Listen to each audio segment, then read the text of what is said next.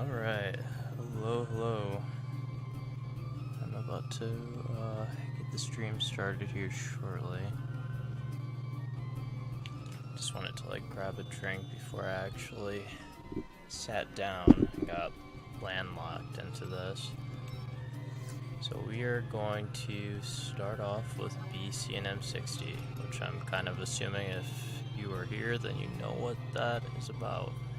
But if not, it is a fight where we have to go up against a giant kraken, and the hope is that being that I'm playing a small character, I'm not going to get gobbled up, but we will see.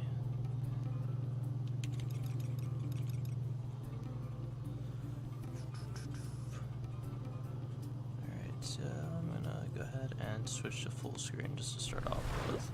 Oh, looks like the feed is not wanting to work, so just a sec.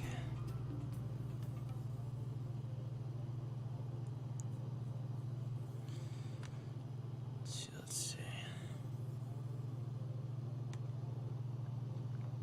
Yeah, I probably should have named this stream again Troubleshooting, like the last one. So that's probably what it's going to be like for the next week as I figure all this out. See if this works.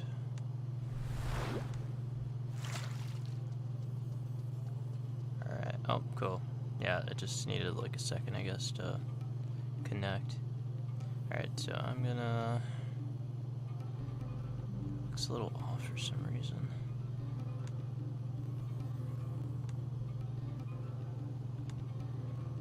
Oh, okay, got it. I'll probably do it. Alright, cool. Alright, so we are off to this zone that I probably am going to butcher if I try to pronounce, but I think it's Palboro Mines and, oh gosh, Walmora Shrine. That's my little guess there. There we go.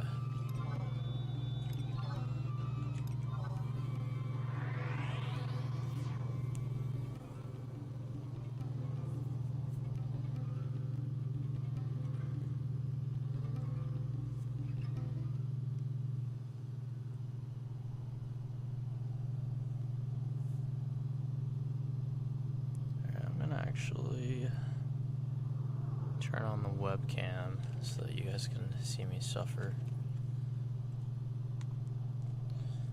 This is gonna be a fun time.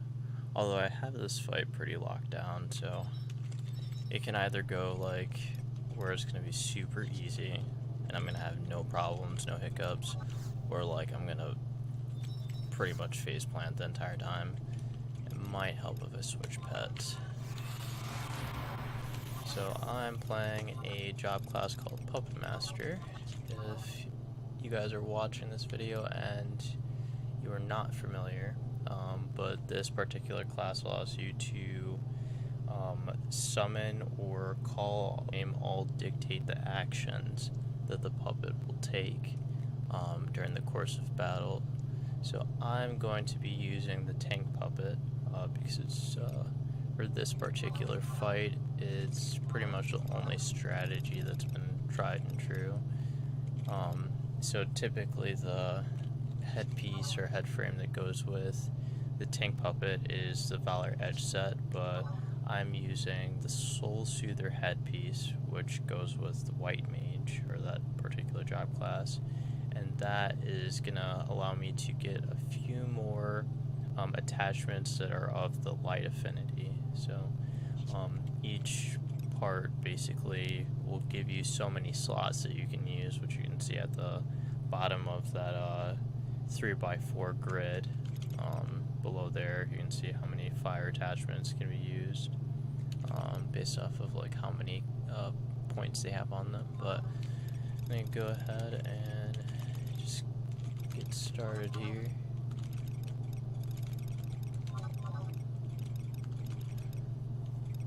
So, pretty much doing a standard build at this point. So, just using things like coiler, armor plate. I think I'm going to have to do armor plate 3 if I remember correctly. to get barrier module 2. So this allows my pet to use its shield efficiently. And then armor plate 3 is just physical damage reduction. And then turbocharger will increase the attack speed of your puppet. And I'm going to put both of those on so I don't need to worry too much about using wind maneuvers if I have to. There are a ton of different ways that you can set up your pet, but in this case I'm kind of just doing something where I can like no-brain this. It's usually the strategy is to make it as simple as possible because there's so many ways that this fight can go wrong, and then you don't want that to happen at the same time because you spend the last month trying to get seals basically to even get into this battle. Alright, so I'm just gonna... I want to see if I can use strobe 2, but it looks like that's the only thing I can attach if I do that. Maybe I'll... It's between that or strobe 1 and flame holder, but to fill out the last slot. Yeah, I might have to just do it that way, which isn't a big deal.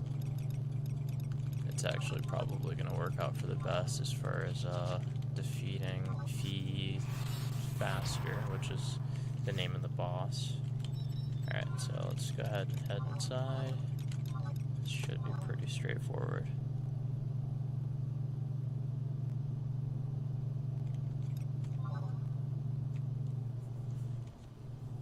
I'm likely going to use my 1 hour ability, which they used to be called 2 hours, and it's literally what it sounds like. You can only use that particular ability every 2 hours or 1 hour, but they were trying to make this game a lot easier to play and a little less strenuous, so they ended up shortening the ability time from 2 hours to 1 hour. Okay. I actually did not sub Road Mage, which I don't know if that's going to be a really bad thing, but I'll see. Alright, so I'm going to start off with Fire Maneuver, so that'll be the thing that falls off as soon as I use my next maneuver after I put up the first 3. After this, the order doesn't particularly matter, so I'm just going to do Wind and Thunder. And then I'll usually do double Wind or double Thunder after he uses his first provoke. Alright, here goes nothing.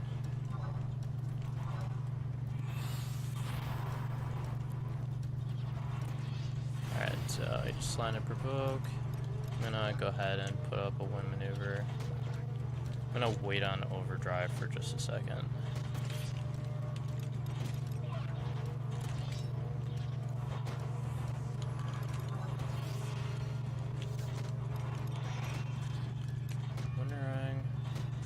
Yeah, I don't really have any good flourishes to even bother with that. I actually go ahead and put up Fire Maneuver and use Overdrive, which is the 1 hour for Puppetmaster. So basically, this ability, Overdrive, makes my pet think that it has 3 maneuvers of each type that I have up. So basically it's like I have 3 wind maneuvers, 3 thunder, 3 fire, as opposed to simply just 1. So it maxes out each one of the stats. But yeah, at this point I can't really fail this fight unless something goes completely wrong. But see if I can get a skill chain. Nope. Either I was too slow or that doesn't make anything.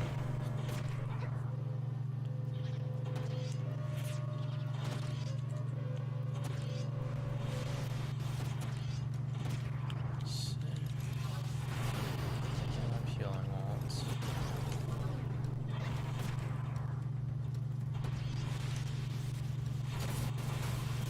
Alright, done deal.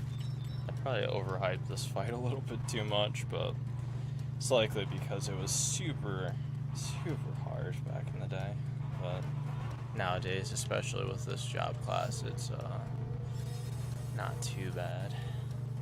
Alright, I always assumed that I didn't get anything, so I kind of don't do any ritual to open up the chest or pray to Altana to have mercy on my Tartar soul. But it's very rare that anybody gets anything from this fight. Alright, so we got a teleport ring, El Tepa, a Jari bead necklace, ox blood, which those sell for a ton. That's really the bread and butter of this fight at the end of the day. It's either you got some ox blood, and that's like the big takeaway, or you got a Kraken club, but that only happens every one in, I guess it'd be like 200 battles, because it feels like a 0.5% drop, but it might be a 1% drop, so every 1 in 100 up in arm battles, you actually come back with a Kraken club in theory, but it's only in theory. I think I've done this fight probably like 30 times or so, somewhere on that mark.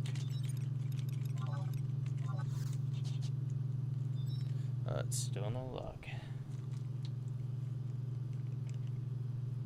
Oh, actually, whatever. Probably not the best idea to just let all that go, but not that big of a deal. Alright, so I'm going to go back to working on my Mythic. So that's going to be a little bit of salvage and a little bit of Inheriar. And I looked that up yesterday, and I guess that's how you pronounce it. So I'm going to go with that. It still sounds so bizarre to say that battlefield, but hey, Google doesn't lie. Or so I think. So I'm going to head off to Uttergan. I think I actually need to go to Teleport 2 and talk to Zissal in order to get the Remnant permit. I may actually already have one, but I don't think I picked up a new one. Can't really say.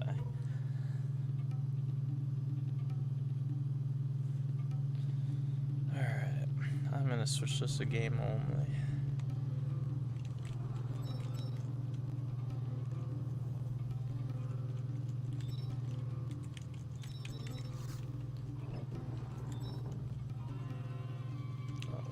I always want to run in here, but he's actually around this corner.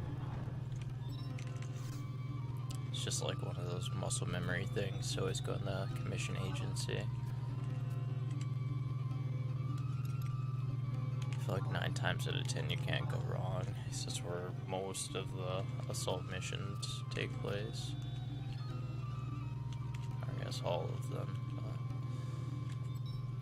Alright, I think this time around I'm going to go with the Ranger frame as opposed to Red Mage, which is typically how I handle salvage, but I likely won't need that until later since I'm going to do Buffalo Remnant.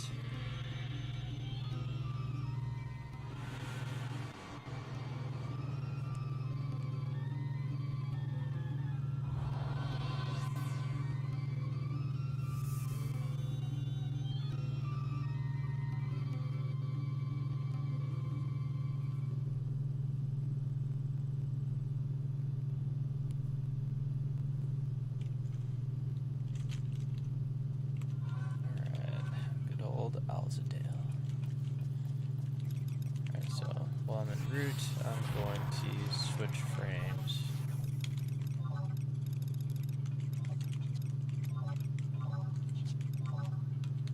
I usually go with Valor Edge head and then Sharpshooter body frame. The reason for that is that it'll make your pet actually rush in up-close melee combat as opposed to standing back and shooting, so you have less damage loss over time when you end up using the Valor Edge headpiece as opposed to the Sharp Shot head frame. But at the end of the day, it just depends on what you're looking for. I usually am trying to get through any of these salvage fights as soon as possible, just because we have to do so many in order to complete Mythic.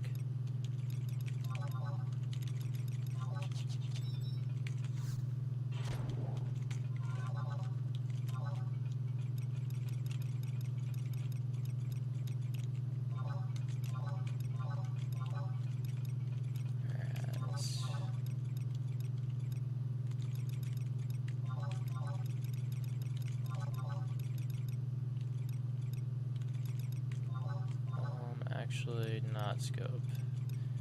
Need barrage turbine, that's it. I think I got everything that I usually put on. Yep. If I didn't, that'll work anyway.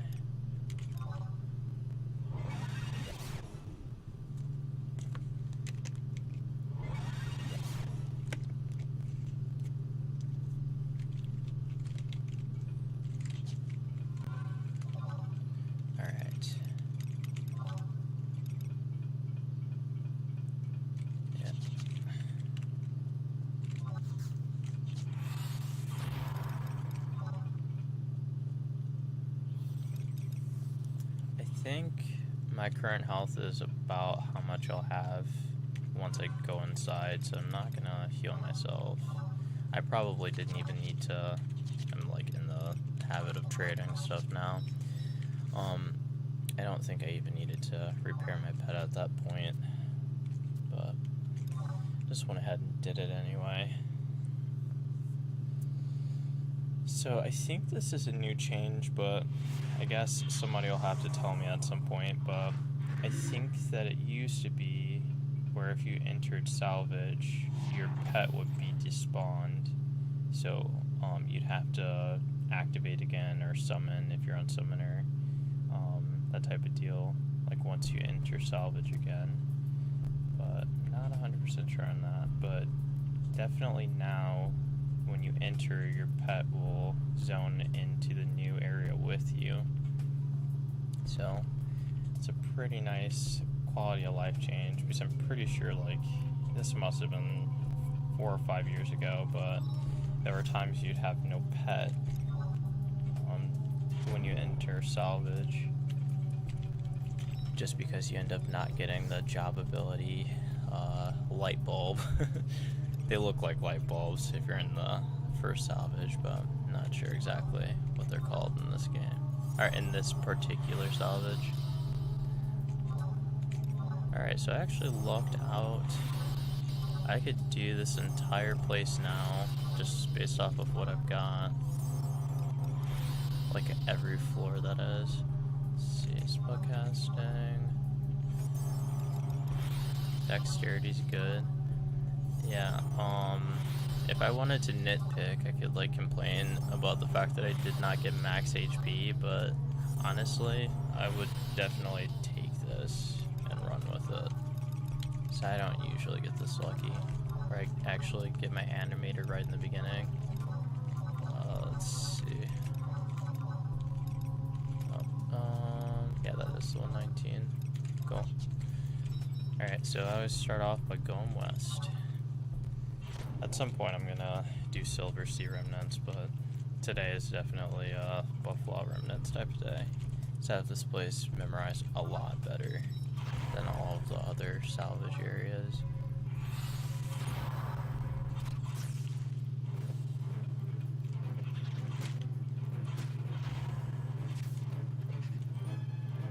Still a little disappointed that I did not get the Creaking Club drop, but it's definitely to be expected.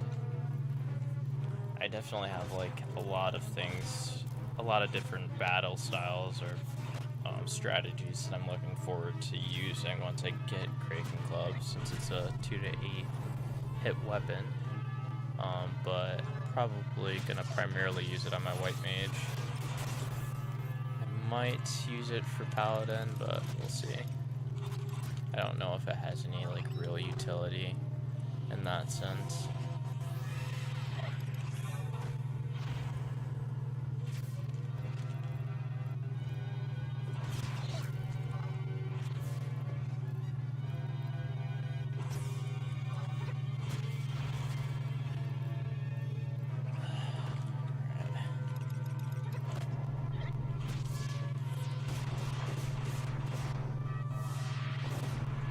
we got head, neck, back, waist, and earring and rings, so it's a good start.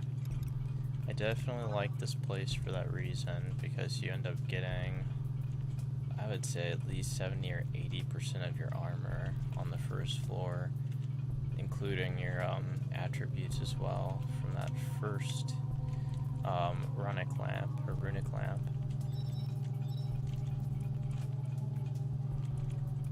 The only problem with this particular salvage is the fact that you're fighting Cerberus that can use magma Hoplon, which is like it will mitigate all physical damage, and the fastest way to break the shield is by using magic damage. So if you're playing just like a strictly melee class, then it's a nightmare to get through this. So hence why I end up using the red mage automaton.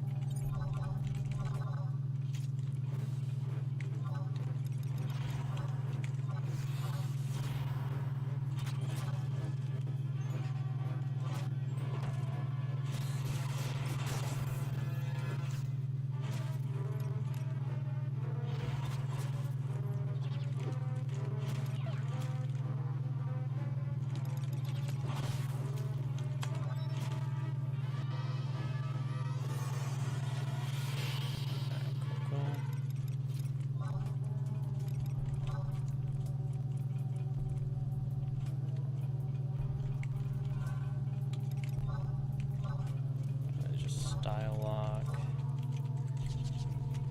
Pretty sure you can use the style lock function where like it will make your character only have one appearance. I guess a better way to explain that is like the armor that you equip won't affect the appearance of your character. Instead, you're locking on like a certain set of armor that will always display on your character no matter what you switch to or what you equip. But yeah, I kinda not the hugest fan of the Puppetmaster artifact armor after looking at it for years and years, so it is definitely refreshing to throw something on, especially when like it's armor that you can't normally wear for your job class. So Puppetmaster is distinctly always found in like linens and silks and like light armor, but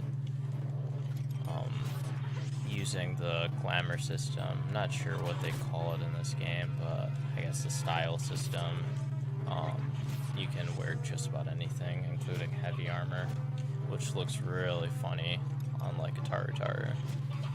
It's very nice. So I'm gonna build to 300 TP this time around so that I can get my 2 to 3 hits, which is like a part of the Mythic aftermath system for this weapon that I have equipped currently. So it'll just make my character basically hit more times and effectively defeat the enemy faster. It's just always a little boring trying to build up to 300 TP right in the, or from the beginning, but like once you actually get to 300 TP, it's a lot easier to get it again if you have to reset the aftermath effect. So it does not help if Silent Smotherer decides to use perfect dodge, then you really aren't building any TP.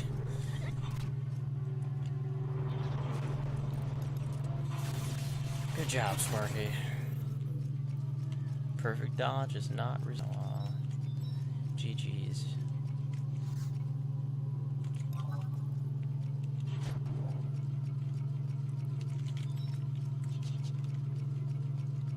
Alright, we have a Drake to defeat, and then we are on to the next floor.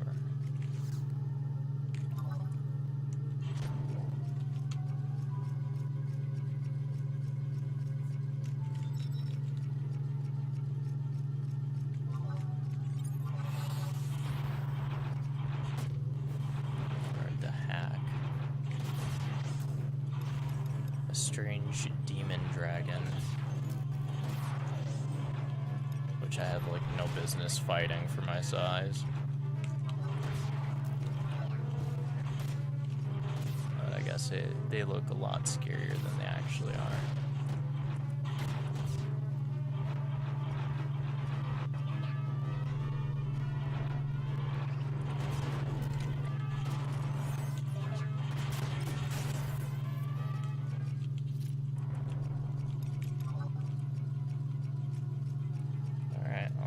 Floor 2.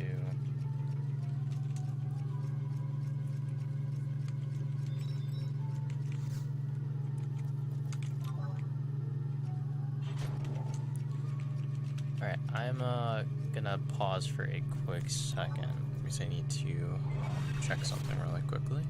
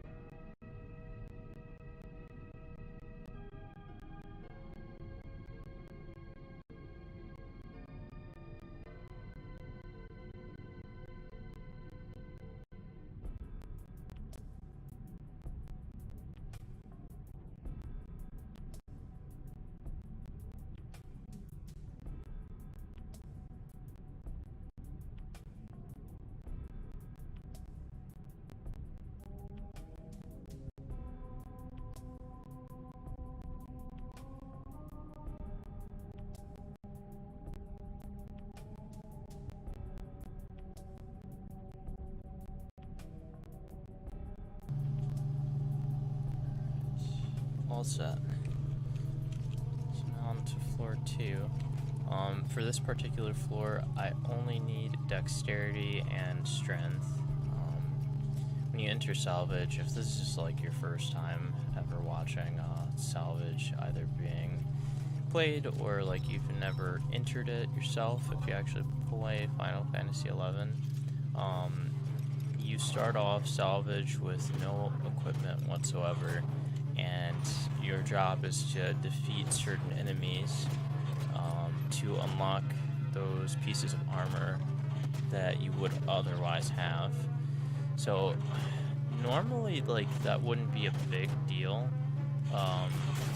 but they lock not only equipment, but they lock job abilities and your spellcasting, and then on top of that you also lose about 19 levels because of the item level system. So typically if you have all of your equipment on, you're considered item level 119, or in this case higher, now that they've introduced new systems like the superior ranking system. Still a lot of that stuff I need to explore and learn about, but I have a like rudimentary understanding of it.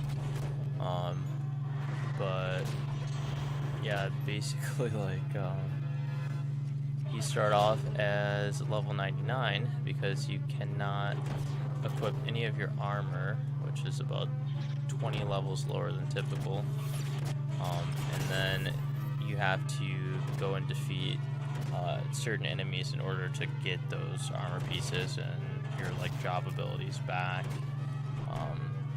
And in this particular salvage, it's not too difficult to get the majority of that back, but in other salvages, like it may take up to floor 4. I believe Silver Sea Remnants was floor 4 or 3 before I actually had unlocked everything. I ended up doing Talion Remnants too, like within the past 1 or 2 weeks, and that one also seemed worse than like Buffalo and Silver Sea Remnant. So, but at any rate, so on this particular floor, which is floor 2, I usually need to defeat 2 trolls, which have strength and, well, they unlock strength and dexterity. So we just went ahead and did that. Defeated the stoneworker, troll stoneworker, and then troll lapidaris. So that is gonna be it for this floor. Then I'm gonna move on to floor 3. At this point, I don't really need any other attributes or equipment or anything like that unlocked, so I'm just gonna pretty much breeze through each one of these floors so that I can get to the teleporter and go up while also dodging gears. I think this one I'm gonna have to just like, yeah, the ventriloquy is completely in the way, which isn't a big deal. See if I have activated back. Cool, yeah. Fudge getting through there. Since all of these gears that you see or these enemies will aggro sound if you're running past. They have a pretty small radius, but that one was standing literally right in that door frame, so there was no hope for me. Alright, so we're like halfway there. I think I'm gonna bank left unless there are gears again that would say otherwise. Yep, so this path would work.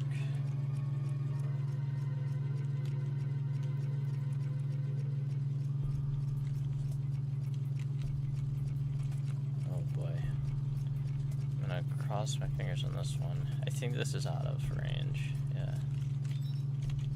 Like I said, they have a pretty small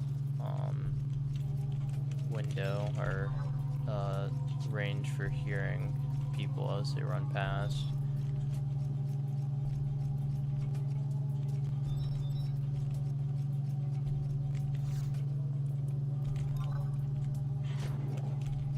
Alright, so this will put us on the floor 4, I believe. This next floor is a little bit more straightforward. It's just like one path, basically. I think they have to like hug the right wall. We'll see. Yep, pretty much hug the right wall all the way until the end.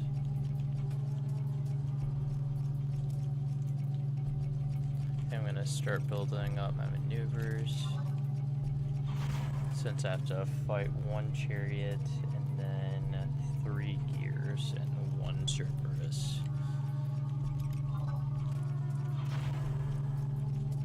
Good times.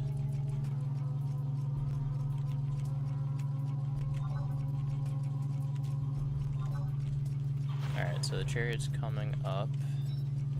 Longbow chariot. None of these enemies are particularly difficult, especially on this job class, but they can still be a little annoying. You know, funny enough, I say that, but I got wrecked yesterday at the very end. I think I had the final boss, Cerberus, to like 5%, and then he ended up using some, I think it was like flame, I don't know, some flame ability, and ends up hitting me for 707 damage, and I get floored, which I was not expecting. Kind of hurt me inside. But that's what I get for like not taking it seriously enough. He says easy as this content is, like if you're not paying attention, it'll definitely blindside you. You'll end up losing. Alright, so yeah, I gotta defeat 3 acroliths, which I forgot to mention, but one of them is the notorious monster, then the other 2 you have to defeat in order to spawn him.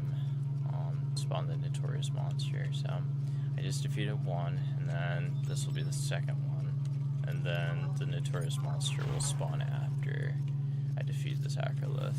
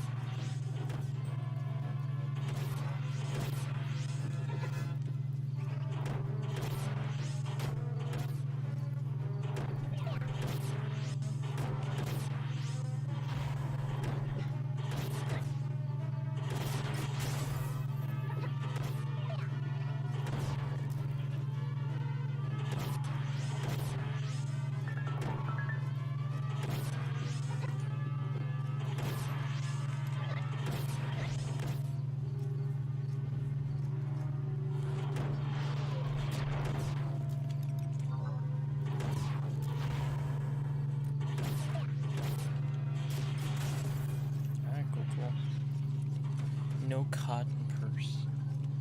Darn it. Oh well. Alright, so this room, I have 2 minutes to defeat the 3 archaic gears that are gonna spawn, as you can see. They're archaic gear clusters, so in groups of 3. Shouldn't have really any difficulty with defeating them in 2 minutes.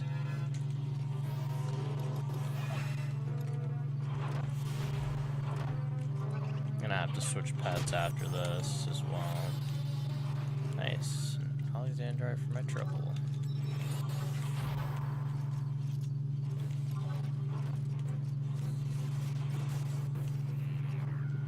Oh nice, he like literally one-shotted that gear. Forgot how much damage this guy can do, especially with Flame Holder. It's still not like the strongest weapon skill now. And that is because of one of the abilities that Cerberus uses called Magma Hopon that I was complaining about. I was gonna say bitching about.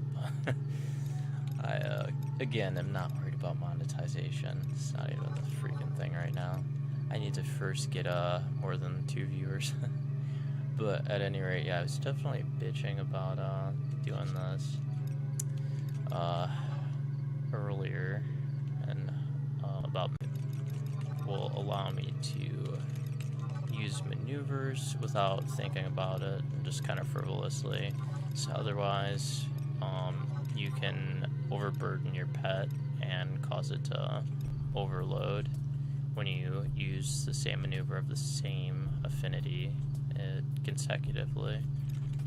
I think I'm gonna just do turbocharger 2,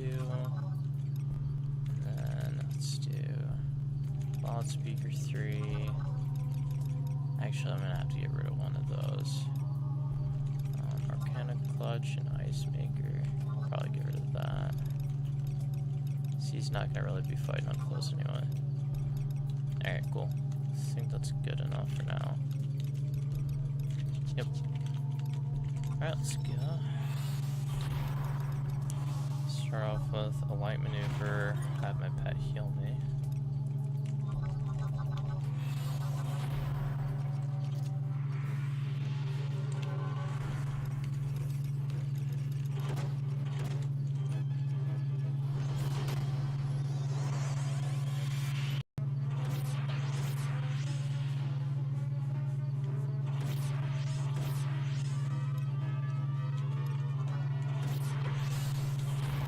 Definitely don't want him to use Thunder 4. Obviously, he still needs to summon Cerberus before I let him perish into oblivion.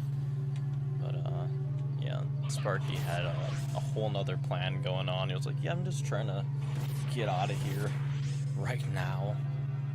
I'm gonna pass on Cerberus, dude. But yeah, any day now. A giant 3-headed dog is gonna come on out of that small door. There we go. Now I'll let Sparky do his thing. Have at him. I always let him get the final honors of defeating the archaic rampart. Alright. There it is, under 4 to put him out of his misery. I mean, if he has to give birth to a 3-headed giant fire dog every single time out of those like very small door hip arches, like, I'm only praying for his soul. Like, I'm sure I'm doing him a favor. Or she. I mean, more than likely it's a she, but you never know. I don't really know archaic rampart biology.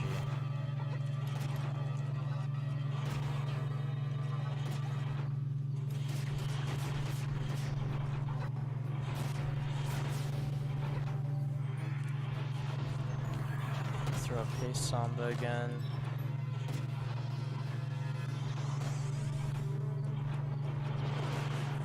There it is. One ability that I dread the most, which is paralysis. Got what is it called? Ululation. not my favorite. I mean, it'd be one thing if it was 30 seconds of paralysis, but it's a whole 3 minutes, which is just overkill. I mean, like, that's probably longer than this fight's gonna last, in reality. It's a little broken. I always end up walking away with a weird, I was gonna say STD, but I'm like, nope. Yeah, because that would not be a good day at all. Let alone a good year to get a an STD from this guy. But at any rate, it feels that way though. Like you just like either got like paralysis or gravity or. Yeah, last time I made the tragic mistake of allowing my red mage pet to main heal me, and he let me fall below, like, I don't know, I think it was 500 damage or 500 hit points, and then I end up getting hit by one of his Cerberus's flame attacks for 700 damage, so it was a tragedy. And I lost at 5% and walked home to Outergan with 0 linen purses. Definitely wanted to cry, but I held in the tears. So, I was a tar man that day. Put some hair on my non-existent chest.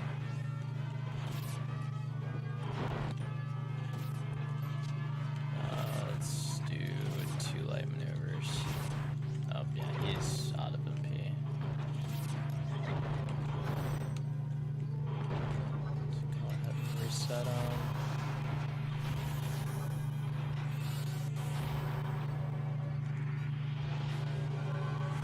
Alright, cool. Aftermath 3.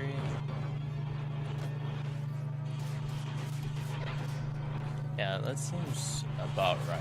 Like, I would have expected Gates of Hades to hit for about 389, something under 400 damage, but it must have hit me, did like a critical hit yesterday. So I definitely wasn't expecting to die to that.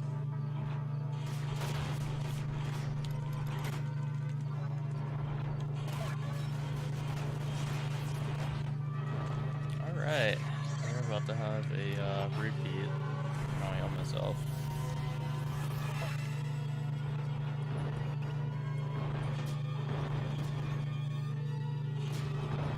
Alright, cool. Alright, sub-boss defeated. Time to move on. You know, for the sake of, you know, not humiliating myself like I did yesterday, I'm gonna definitely use this re-raise earring. So I can have a second chance at the boss Cerberus, Proto Cerberus, or whatever he goes by these days. He has quite a few renditions in this video game.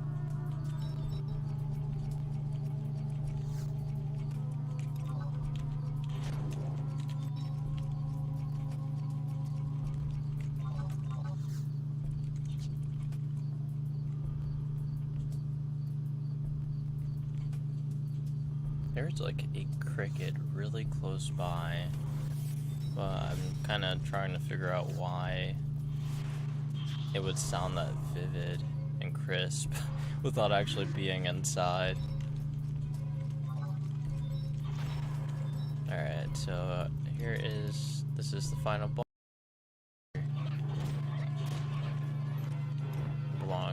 He actually looks like he could star in Star Wars as one of their like galactic enemies, but he was ahead of his time. Going with blue.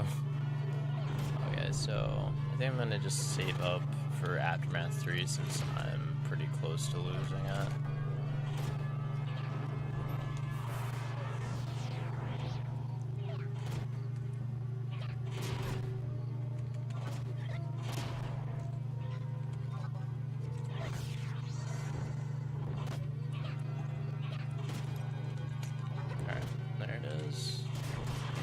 Samba.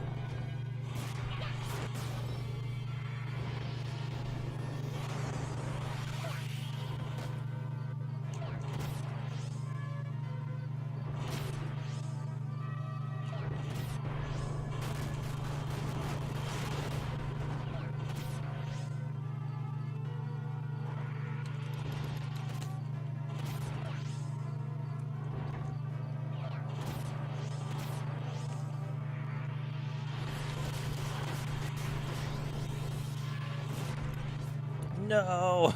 I was so close. Saw that my pet had 170 or 1700 TP, so tried to hit tactical switch to steal that from him, but he ended up using magic mortar before I could. That would have been clutch. Oh well.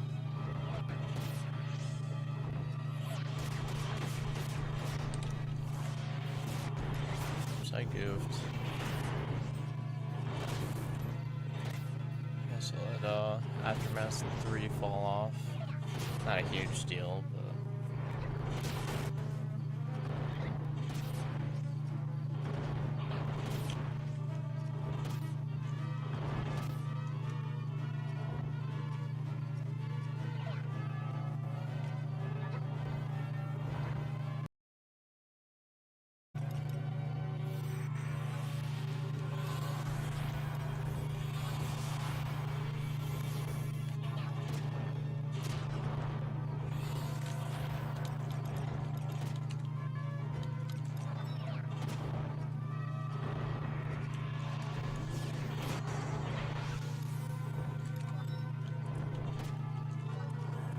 alright. Namru's Shalwar.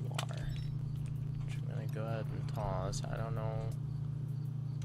Oh, here it is. It's pants. My guess was that it was a body piece or something.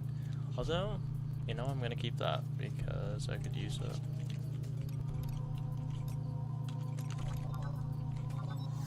Alright, let's see how many Alexandrite I get. 75. Not too bad, not too bad. Alright, I think I'm gonna do this one more time, but I'm gonna do what I typically do, which is do an Harrier in between the two salvages, just to kind of give myself a break. This definitely gets mind numbing after a while, or can at least. Depends on like what type of mood you're in, which I am not in that type of mood today. To do like salvage 20 times in a row.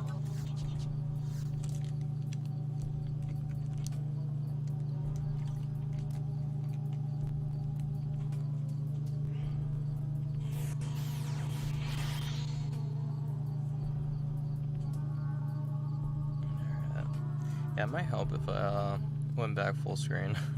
Do let's see, full screen with webcam. That was definitely a little bit of an oversight on my part. I'm still kind of getting used to this whole like I am presenting myself to the world type of mentality. And I have to actually always think about the stream while I'm also playing a game that I'm used to, in most cases, doing in my own privacy and just at my own leisure. But you know, it's a nice experience, or I would say at least an interesting experience to have. And I guess I'm gonna have like for a while now. So I'm going to try to stream at least every other day. I think that's like the best formula for me. I was thinking about doing it like, I don't know, every day for, 5 out of 7 days of the week. But I think to stream like every other day, which will equate to about like 3 to 4 times per week, that's not a bad approach, at least in the beginning. I'm sure there'll be times where I'll have like I'll be on a streaming marathon, so I'll do it every day, but I don't think I'll ever do that for any long stretch at a time. I don't think my life would even permit it, quite frankly, but if I could in theory, I think I'd want to stagger it, so I'm gonna get another Remnant permit, and then I'm gonna head over to Noshbao so that we can enter in Harrier. I have about 4 more feathers that I need to get through before I actually can enter the Odin's battlefield. So that'll be kind of fun. So I'm gonna see if I can solo it. I kind of doubt it, but might be worth a shot. Alright, so it looks like I came too early. What do you say? I'll cut you the chit chat, get straight to it. Hang about it. Looks like the permit you got was the last one I'd Gotcha, add. So it might take me a bit of time. So cool. I'm just gonna head straight to Notch Mound. I thought it was basically where you could grab the Remnant permanent as much as you want, but like what would dictate that time gate would actually be the door itself. Like once I ran up to enter one of the salvages. Guess not. Guess he cuts us off for a little cocaine dealer on the side corner of the commission center. Will cut us off from our remnant permits. What a guy. Just looking out for us. So we don't overindulge ourselves in Alexandrites. Which I'm sure if this was real, like the real world, somebody would be sniffing Alexandrites. Like, for sure. Like, powderized Alexandrites. You heard it here first. Freaking Alexandrite cocaine would be some good stuff. I feel like it has, like, crystallized energy or something of that nature for it to be, like, so valuable in the weapon building process. Who knows? Alright, so I'm at Poppy Rune. But really Papa Rune. I actually need to go over to Kalusha. Long-lived Kalusha. 1,000 gil. Alright, cool. Yeah, she must have all the guys. Or she has all the rats. I don't know. I'm not sure what her cup of tea is in this world. That would definitely be like a Teenage Mutant Ninja Turtle situation. You're definitely gonna end up birthing Donatello or one of the gang if you have a cross between an elven and one of the Kikern people. Jeez. I would definitely be scared. Who knows? It might turn out cute. I can shoot down the idea completely. Just not for me.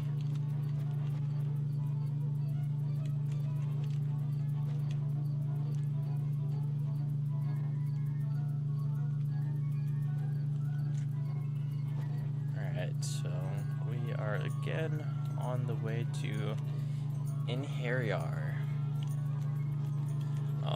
Which I still do not like saying that word. Like I don't enjoy it even exiting my lips. This feels like kind of gross. I need to come up with like an acronym for it or something, just to like be able to take myself seriously. So I like when I hear Inheriar, what I actually hear is like in hairy arm. Like that's how I actually remember how to pronounce it, because I hear hairy. So I'm like in hairy arm. But in Inheriar. But yes, this is the name of this accursed battlefield that I'm going to enter. Which I'm not even giving you flavor text. I bet that like it's probably called a accursed battlefield somewhere within its like descriptions. But here we go. I'm gonna keep out my red mage automaton. Why not? Can't really go wrong with it. Then I don't have to think as much, especially if I end up with trash wave. No, gotta trade this to enter. I still have re-raise, so that's good news. We are entering Helmwig's chamber, which I can pronounce that one. That one's not too bad. I'm sure I could add some more German twang to that, just to like really give you an authentic Inheriar experience, that like good old Nordic experience, but I'm not gonna bother. I'm just a tar peasant who has no business. I'm just here to defeat bats and maybe spawn Batman in the second wave, which would be fucking hilarious if you like jumped out here out of nowhere like, yeah, we decided to do a cross-platform, cross-game event with Batman and in Harry Arms.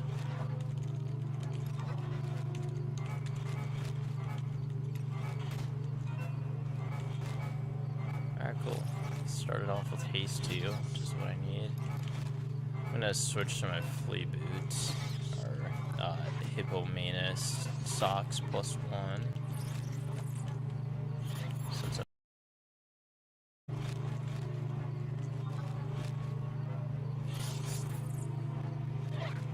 yeah, at least with flea I can kind of stack them a little bit better. So it works out well. So now objective is to build up 300 TP really fast. So I have Aftermath 3. And then after that, I'm just gonna spam spinning attack basically until this wave is done.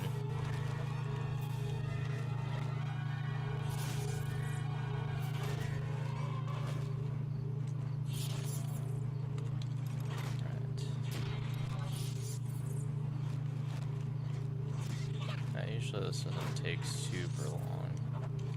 I'm just kind of praying over here that I get a good second wave of enemies.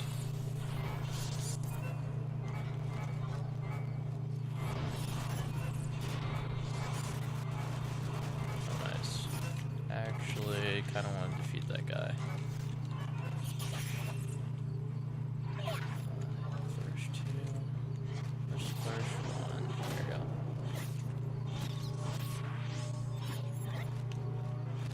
I'm gonna try to grab that bird. So they usually have some good stuff. There we go. He can drop a treasure chest, which will have temporary items that I can use to make the fight go quicker. If I end up getting like a fighter's drink, for example.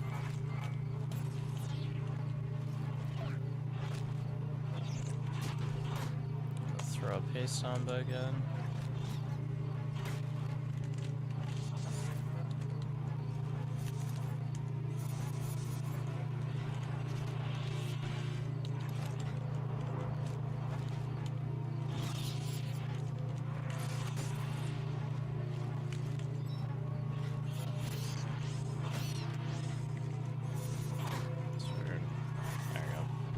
Cool, so he did actually drop a chest.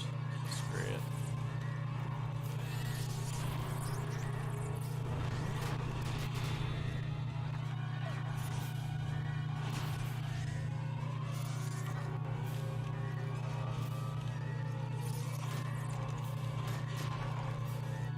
Actually, yeah, cool. So, like, I definitely need haste 2 again. I got 40 seconds left on the Aftermath 3, so I'm gonna just build up 300 TP again. So I'm guaranteed a second wave, since this first wave didn't have a boss. It's usually how it goes. Alright, I'm gonna wait to kill this final bat. Probably let Sparky take care of it in a second, see what I got. I'm gonna try to do this in between his attacks. Yeah, never mind. That's not gonna work.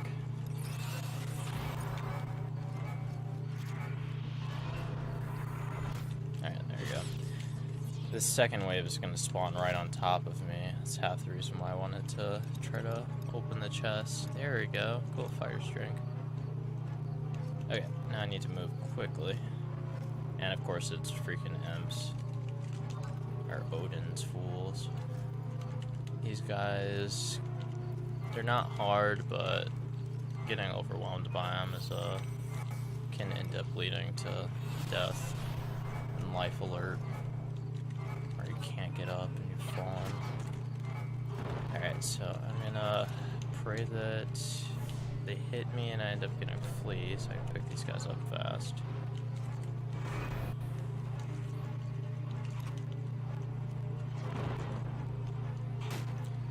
Yeah, the flea from Hippomanus Socks is a 5% proc rate every time you take physical damage, so it's pretty good. Especially if you're fighting like a whole horde of monsters. Just because these other enemies are dying too fast, so. he ends up needing to be deployed over and over again.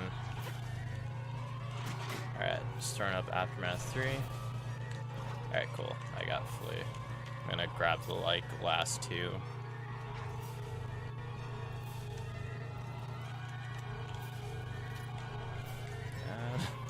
I guess the Riri just bounced. It's funny. I don't know why this particular NM will just disengage after a while.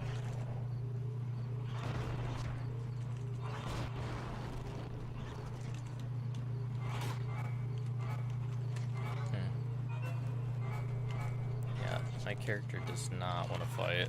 I must be animation locked or something. Alright, and I can't even attack this guy. There we go. Alright, what's my TP at? Or MP, that is, for my pet.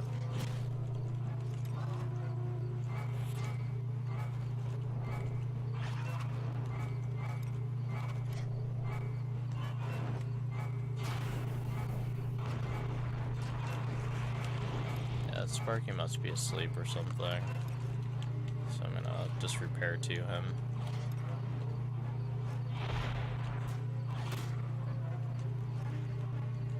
There you go.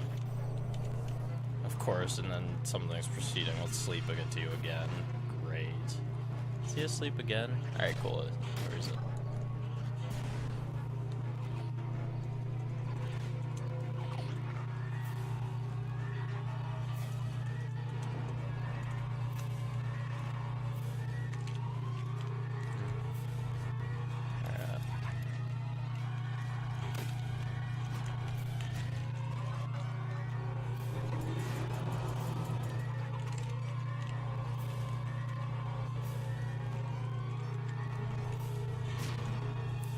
Yeah, I think the next time that I have like a horde of imps, I'm just gonna go ahead and defeat them one by one. So it's kind of like pointless trying to do it this way, so I'm not actually gaining much time. Especially because I haven't even used spinning attack yet. Too busy healing myself.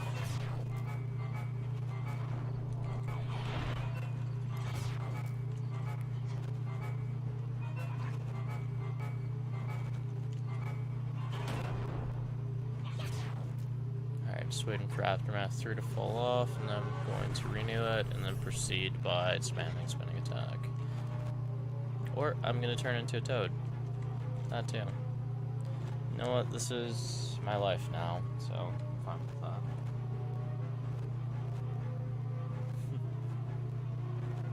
Hopefully he does not heal back. And hopefully I keep my freaking TP as well. This isn't the first time I've actually been charmed in hairy arms. Who knows? Alright, I'm gonna switch to game only so I can take this little forced break by Ariri Samariri. He was like, you know, buddy, you really seem like you should eat something right now. So, mid-battle, you know, just take care of your body. So, that's what I'm gonna do.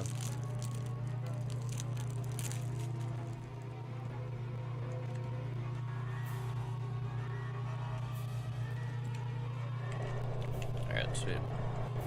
I lost all my TP, and I lost my pet, but other than that, still alive, and he is still at like 40%, 30%.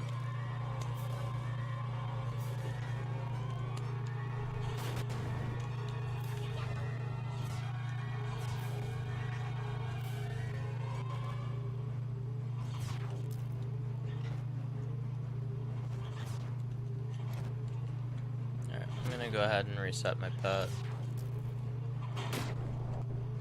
so he die before he manages to charm me again, because he just tried. Typically that shouldn't hit anyway, but got lucky this last time. Alright, 2,975 TP, almost 3,000. Just need one more hit and not to be stunned.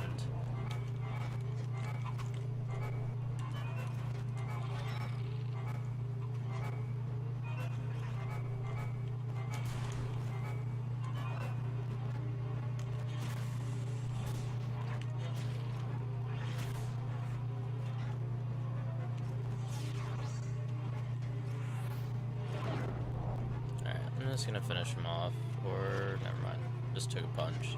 Cool. So now I'm just gonna spam spinning attack, which I probably should have did earlier on, but decided to build Aftermath 3. I usually just kind of go with the flow of battle, but typically building Aftermath 3 is the best bet. It ends up increasing your damage significantly. Like, I'm pretty sure you get one additional hit from spinning attack, for example, or string and pummel when you have Aftermath 3 up. I mean, you can get that from just having double attack armor, for example, but it increases the likelihood pretty significantly that you'll end up getting that additional hit on one of your weapon skills. Well, here's our last guy. Just gonna string pommel and be done with it. And alright, I think we are done. I've never seen a third wave. Or I don't remember seeing a third wave ever, so I think we're finished. Yep. Go. Yeah, I ended up grabbing that fighter strength, but never used it. Not a big deal. Just increases accuracy. Just looking mostly for something that would increase damage output. Not to say accuracy doesn't, but not at levels 75 content or during 75 content. Alright, let's see what I can drop.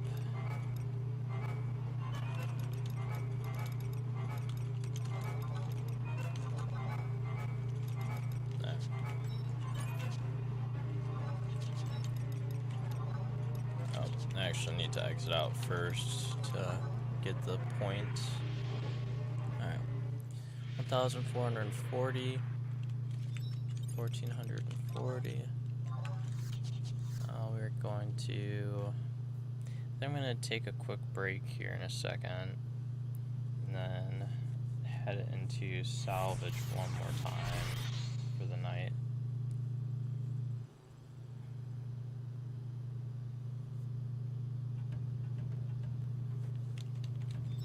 I'm just gonna get to Ottergan first.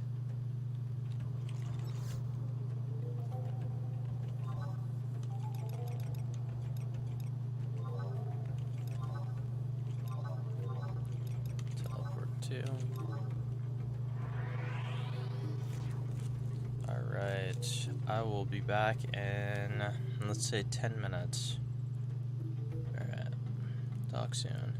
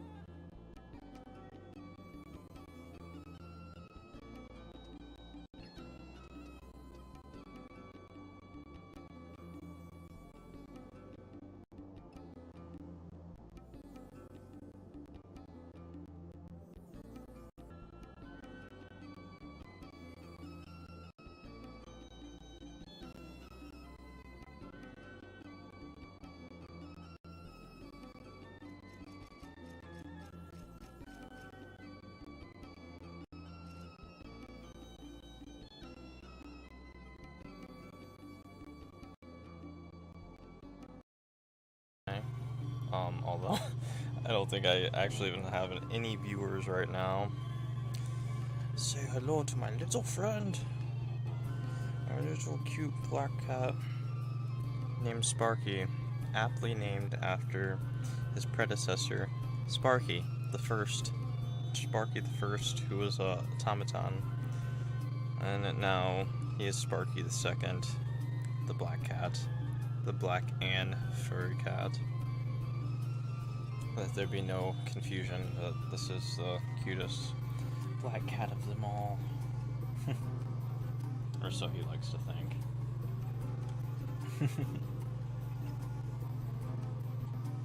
Alright. Go find something fun to do. While I suffer a little bit more in good old salvage. Alright, so I'm gonna go ahead and grab other player characters is like not a thing anymore. It totally used to be back in the day, but like nowadays it's totally not a thing. I feel like people actually try their best not to check other players, just not to give them like a big head. I'm not sure when like that attitude changed, but sometime around like 2018, I think it was the creation or the around the time that Abyssia became prominent and really long. The community was a lot more integrated. People were, I would say, competitive, but like still friendly, still open to making new friends. But yeah, nowadays I really feel like everybody plays by themselves, and like it's very rare. Even like when I'm shouting, it's very rare to like get people who want to just play the game to play the game. Like usually people are gaming with some sort of purpose in mind other than, you know, just gaming to kind of exist inside the world and enjoy whatever kind of comes your direction, which would include like meeting other player characters and I don't know, starting up a conversation with them. But I'm pretty sure that's the natural course of almost every MMO, however, so I'm not even talking about anything that's particularly radical or like, you know, some creative thought to community. And a lot of people were like, they had that fresh adventure mentality, probably from like 2005 up until about 2000, I want to say 2012, 2013. Some of that may be like my own bias, but I know for sure 2018 was like pretty much the end point for like the point of no return for Final Fantasy 11, where like a lot of your healthy players, a lot of the people who would game to actually like almost exist within Vanadale itself, and like they want to make friends and like just walk around and just like have fun, almost in a sense role playing, but I wouldn't go as far to say that because I don't think anybody that wasn't really a cultural thing when Final Fantasy 11 was prevalent. Alright, we're gonna do Buffalo Runs 2. Pretty much a rinse and repeat, except I'm gonna go in with Red Mage Puppet this time. Alright, so I'm gonna go ahead and switch over to game mode. Kind of do a split screen here. I feel like the size of my video is like good enough. I want to figure out if there's a way to kind of get rid of some of the, I don't know, to like taper the actual screen so it's just like focused on me as opposed to like capturing all the sidewall. It's not really a big deal, and quite frankly I do prefer it where I'm like not the biggest thing on the screen, because I can be shy sometimes, but I'm usually an extrovert, but I can definitely be shy sometimes. But I think it would just look nicer if I kind of zoomed it in a bit, but which, you know what, I probably could do that. I know how to fix that a bit. I won't worry about it now. Save that for next stream.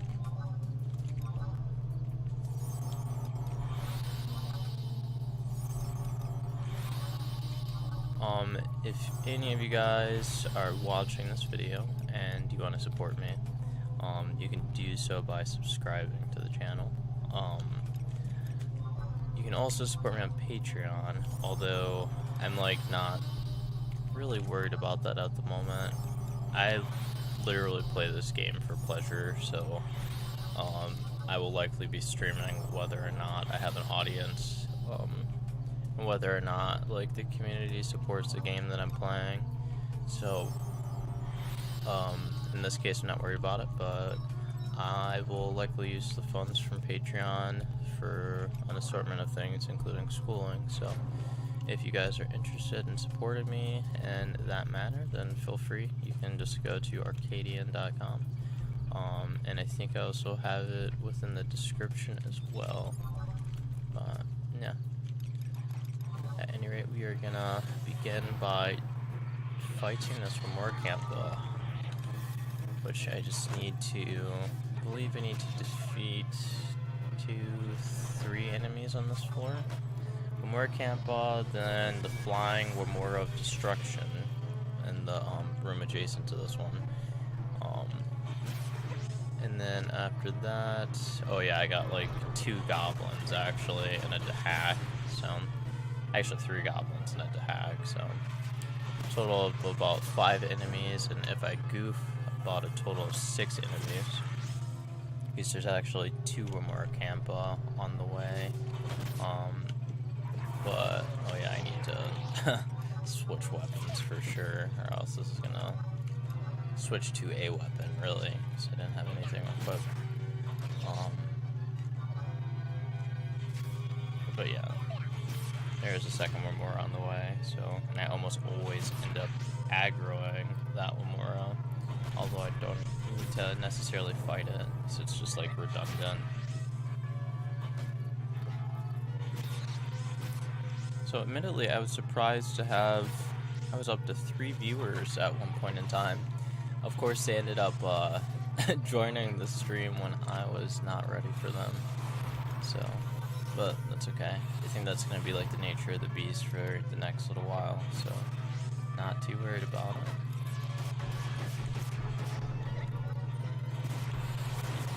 Alright, hopefully he kills me at some point. Or hopefully I'll get 500 TP before it's too late. Still have re-raise though for the next hour, so at least if I die I get another chance, not like yesterday. Yesterday was definitely an embarrassment. For as many times as I've done salvage, I certainly should have not gotten taken out by I think it was like sulfuric blast or something. I'm just gonna get rid of it. I was gonna just like finish this and weapon skill him, but I'll just heal him while it's get rid of blind. Save my TP for the next Remora. The metamorphosist. I don't know how you actually conjugate metamorphosis into a past tense, or like the I forgot what it's called, like the particle version or something like that, but yeah, it's been a minute since I've actually like studied grammar. I actually didn't like outright study it, but studying it through like learning another language outside of English. I think it's like the past participle or something. Is what you call it, but I have no idea how to say that word. Metamorphosized. But yes, we are about to fight the metamorphosized version of Remora Campa, which is the flying Remora of Doom, or let's see, aka wandering Remora. Even worse, it's gonna wander into your neighborhood.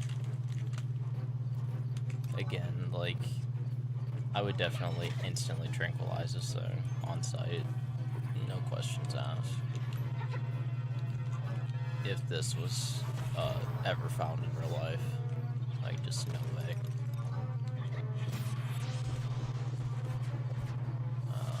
But yeah. Scared to think that bugs were at least half the size at one point.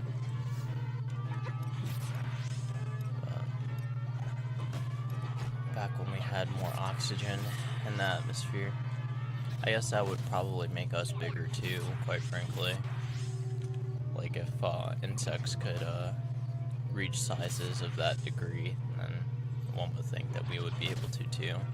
We'd also benefit from there being more oxygen in the atmosphere.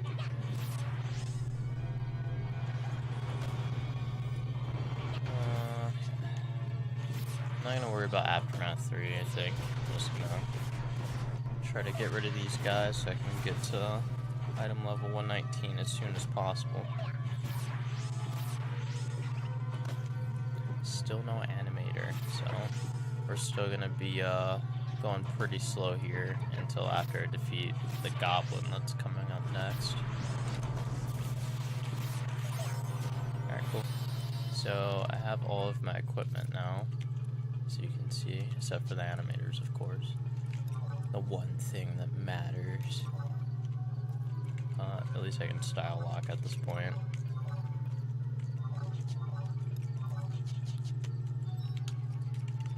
Nice looking Swifty. Kind of. This is kind of the sad part about being a Tartar, is like you get all this amazing gear, but you're so tiny, so you can't even enjoy it. I think that's like, I mean, that's probably the gripe of every Tartar player in this game, is like the deep desire to switch to like an Elven. Because you're just like, I have this just intolerable Napoleon complex, and like I'd really like to have some fucking legs, but, or some freaking legs. Sorry, I have no idea who's watching at this point, so I'll try to keep it PG. Yeah. But still, Tartar is the best race in this game. So the cutest. And I can't switch even if I wanted to, so I kind of am gonna build another main character outside of this one. I do like an alt for sure, but no way I'm doing another main where I like build a mythic and stuff. It's just a little bit too much work. Like, you literally could make a career out of this game. I mean, you literally cannot. At least, like, not enough people even care about this game at the moment, but as much time as it wants to take from you in order to accomplish, like, your goals, it definitely feels like a job, at least a second job.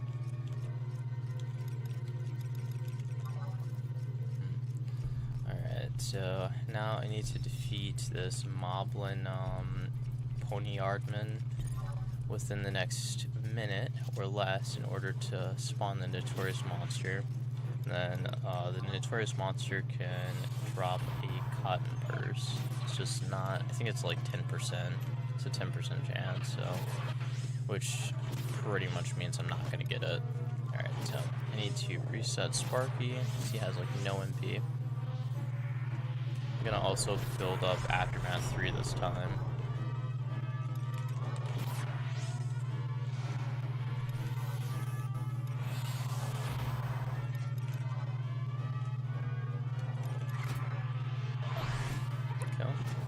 Haste 2, that's what we needed. Gonna throw up Haste Samba as well.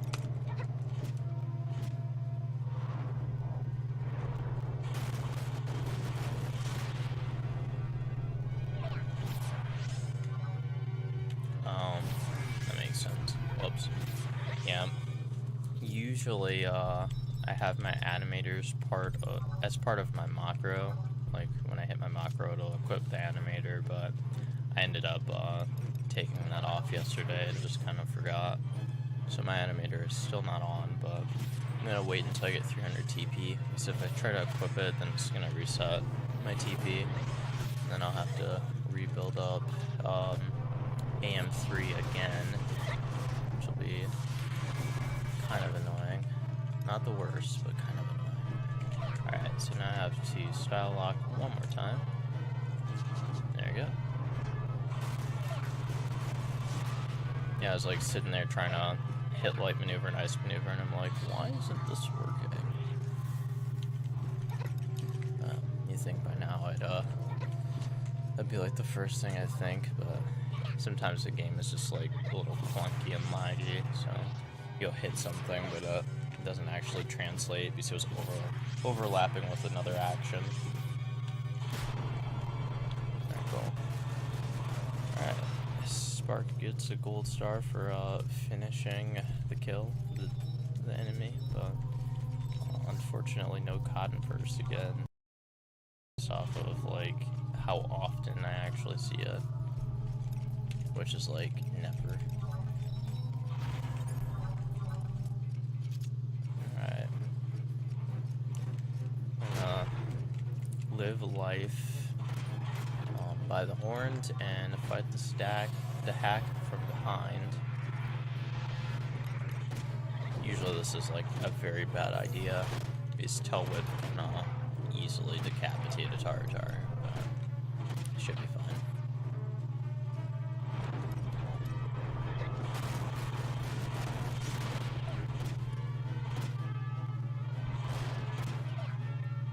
Alright, cool. So I should just need, alright, just strength, so I'm gonna skip the stoneworker, troll stoneworker, or maybe it's like stonemason, I'm not sure, some like stone derivative, and then I'm just gonna do the troll lapidarist, and that should give me strength, and then after that I have everything I need to be able to complete the remaining floors.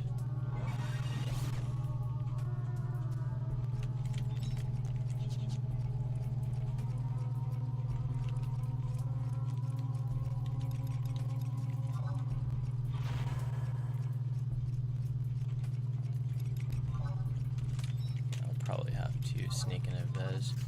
So, yeah, the stoneworker just kind of lurks in the hallway, so it's a bit difficult to sneak past him. I probably could have without invisible up, but yeah, I'm just gonna try to be as cautious as possible. So I'm like secretly challenging myself to do this as a speed run, although like I could have done much better, but it's kind of like a half-ass speed run, to be fair. I'd definitely take this a bit more seriously if I was planning to do more than 2 salvages, but I still like secretly enjoy salvage like a little bit. I mean, despite the fact I've done it so many times just to like farm Gil or farm Mythic, but I still enjoy it a little bit. So although I'm speedrunning, I also am sightseeing a little bit at the same time. Enjoying the experience. Trying to like relax and not panic because I'm going to Cedar Point in like the next, I think, 6 to 8 hours. We definitely have to be on the road by 8 a.m. and it's 1, so I'm gonna have like probably a good solid 5 hours to sleep before I'm on roller coasters and screaming myself to death. But this will be my 2nd time going this summer, so definitely lucky for that. But also it's like I'm doing it mainly because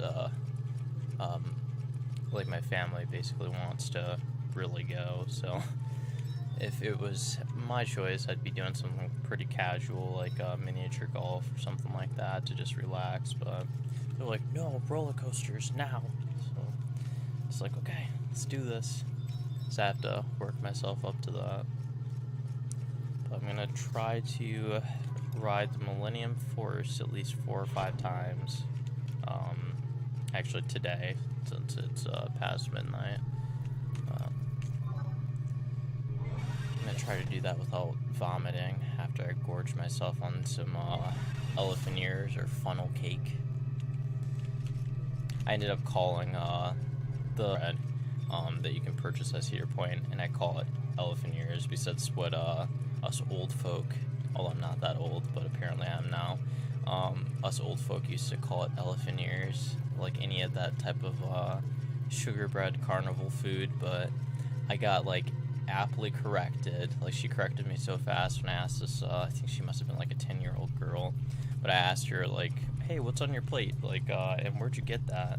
She said, noticed that she had an elephant ear, but she was like, no, this isn't an elephant ear, it's funnel cake. And I'm like, oh, well, excuse me, my bad.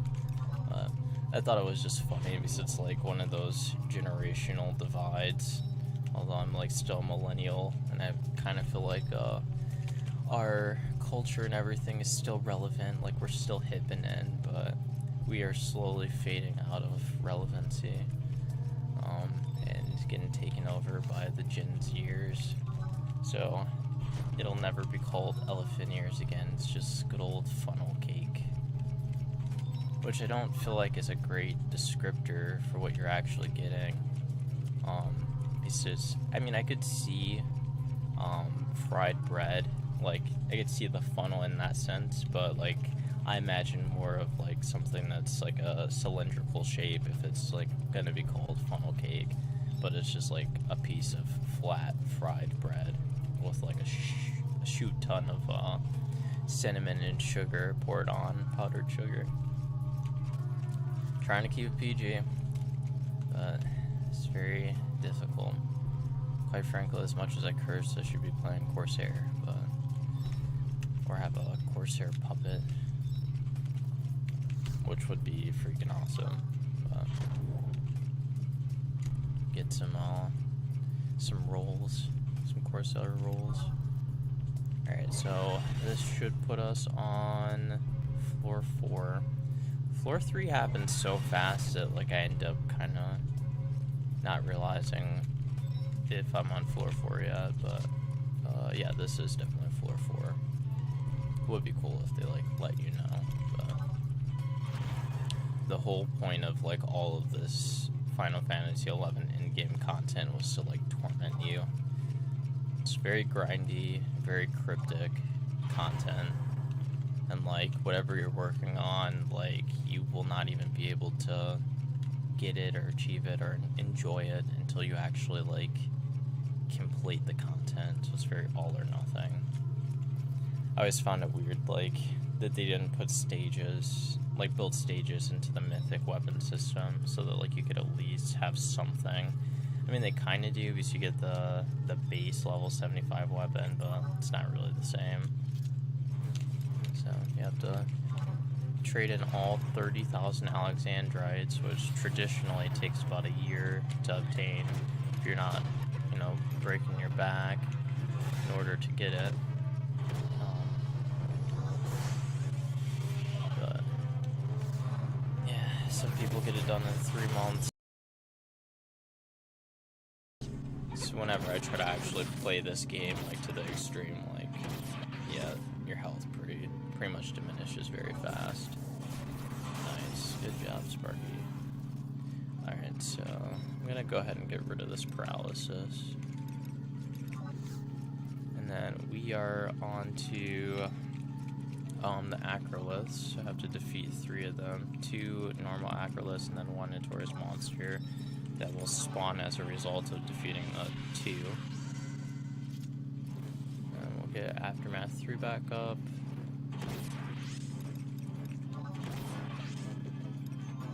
Let's see what my pets MP is looking like. 70% is good.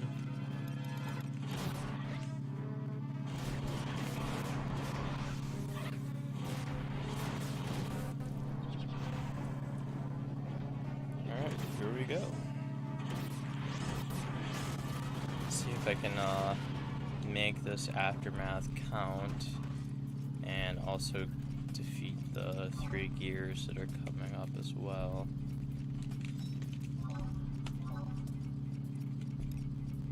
Alright, cool.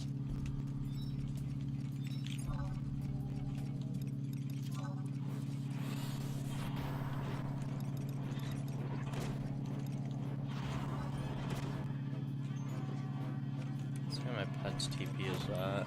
Oh man, I'm gonna take his TP as fast as possible. There you go. Cool. Probably should have saved that since he was so close, but...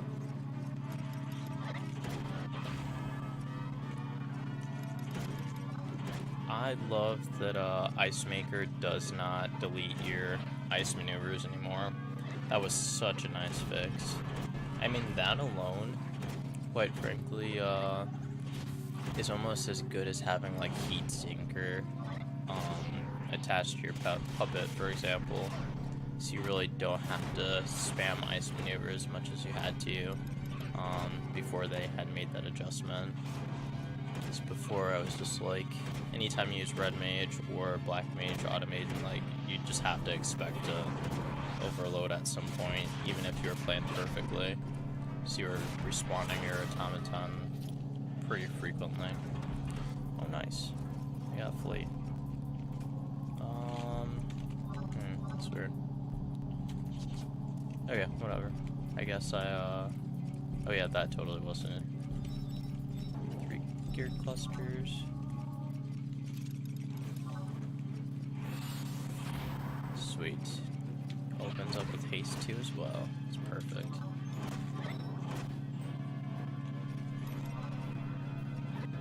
Plenty of TP.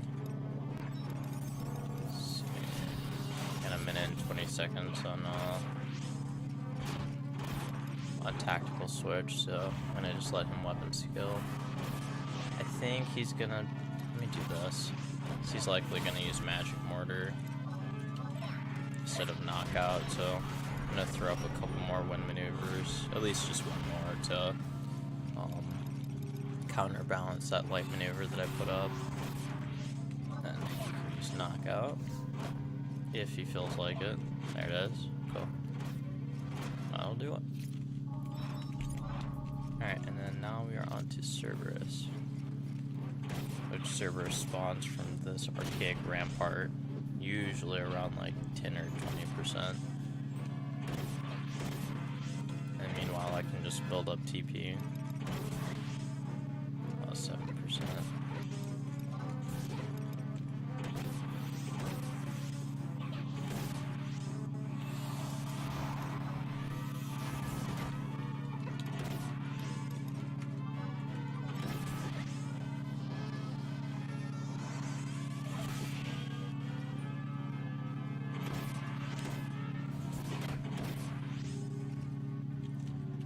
The honors of defeating this rampart.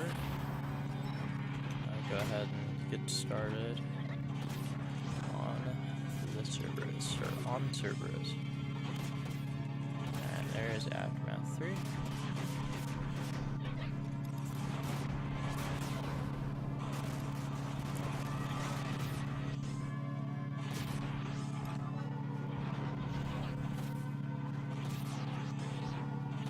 So again, the only difficulty with this guy is his ability called Magma Hoplon, which it says that it gives him stone skin, but it's like a special type of physical damage mitigation or stone skin, where you actually have to do magic damage. There it is right there, Magma Hoplon.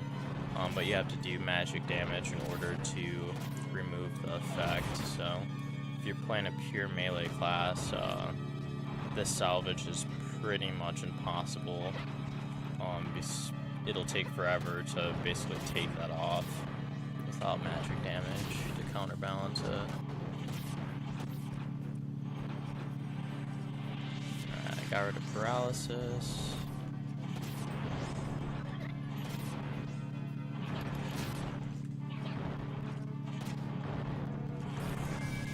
I'm gonna go ahead and prepare Sparky as soon as he uses his next magic spell, like a Thunder 4 or Blizzard 4,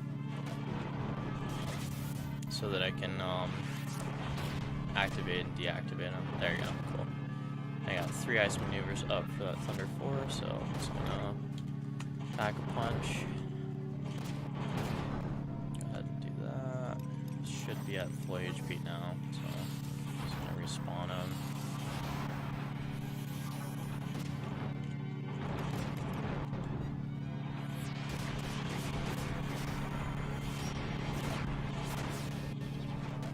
Alright, cool. That should be it.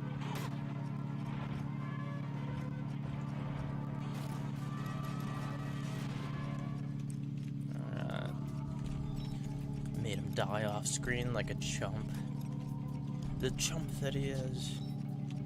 Although, no, I strictly dislike. I strongly dislike zone out, but like if you zone out too much, you're probably gonna get floored. So they'll end up using like paralysis, and then like you'll get paralyzed when you're trying to heal yourself at like the last minute, and it's just over before it begun. Alright, so we are on the final boss, Worthless Ether.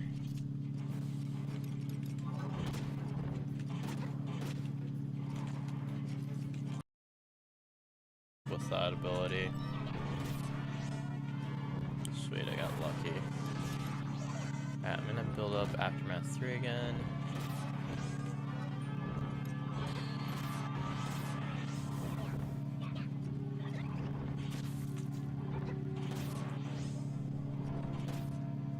Thankfully he doesn't have blaze spikes up, so I don't have to like worry about healing my pet or any well. Alright, incoming cat. Cat Sparky.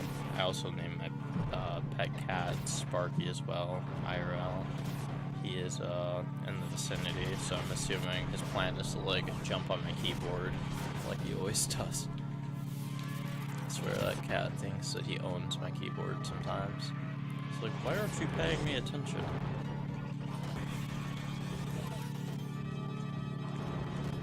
Definitely knows how to be cute and like how to weaponize that as well in order to get his freaking salmon.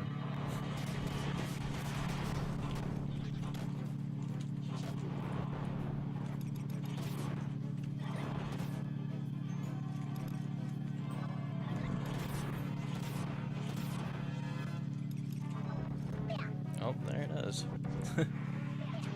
He ended up walking over one of my cords and my screen went out for a second. Some little Sparky vengeance.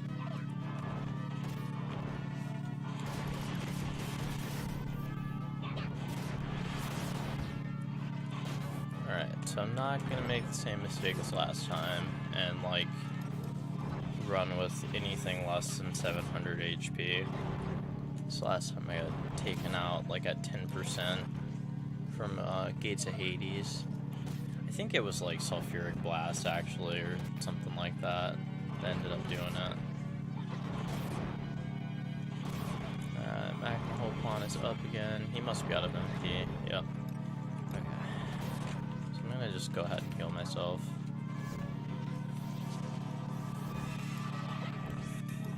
Get him full HP and reset him.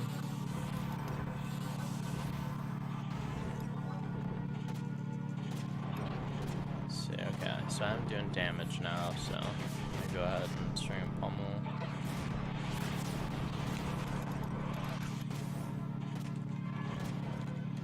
Throw up, I mean, he's almost done, so Haze Tom was kind of a waste, but oh well.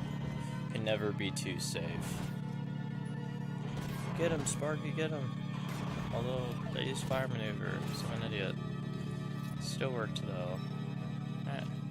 Come on, linen purse. Sweet. Alright, so that, I feel satisfied for the day. I got 2 linen purses. I have to like make sure I'm not paralyzed or anything. I wish these Balron's reflections actually gave you like merit points at least. It only, or limit points, it only gives you experience points, which I am level 99, so it's kind of pointless. Alright, 80. I got 5 more than last time. So I should have a total of, what, 150? Which, yeah, awesome. It's kind of the goal, to get about 150 every single day or every 2 days. But if I do 150 Alexandrite every day, then I should be able to build Yagrush within 200 days. So, which is much better than when I'm using 50 to 400 days. Because even if you got, did they give you linen purses at the end? I don't feel like it did, in the original salvage. I think it just gave you like single Alexandrites, but either way, I don't remember ever breaking 100 consistently from doing Salvage 1 before Salvage 2 came out, so 150 is pretty decent. It's a pretty decent amount to get per day. I definitely did Mythic on hard mode before they made all the adjustments. Alright, so we are going to head off to 1.2.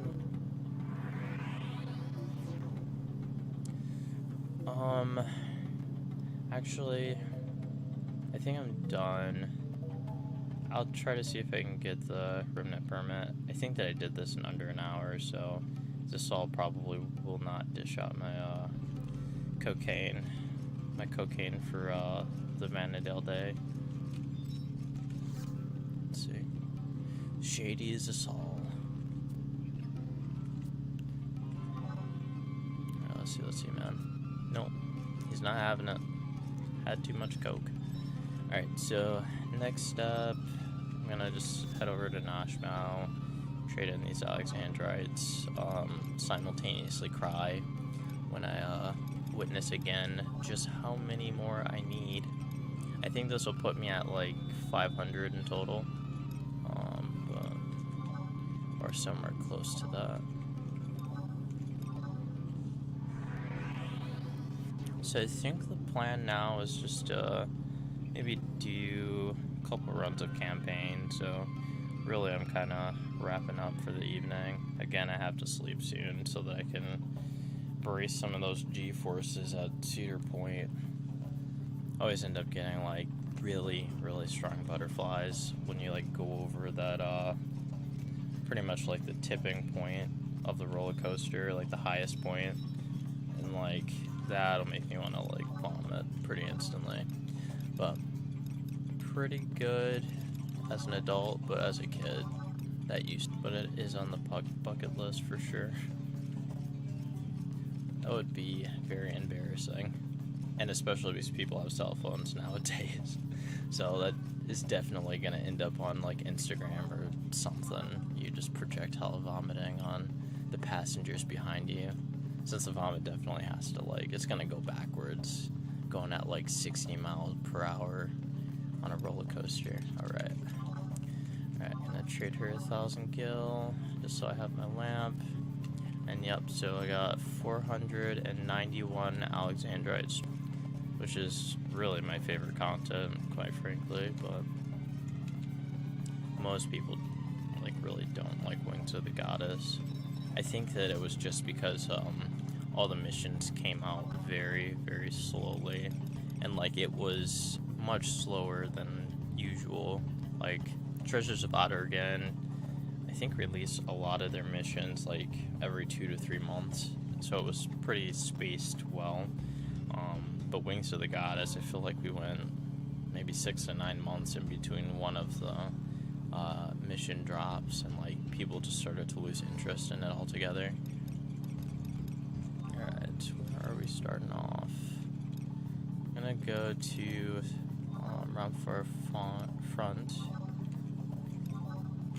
just kind of to get a change of pace.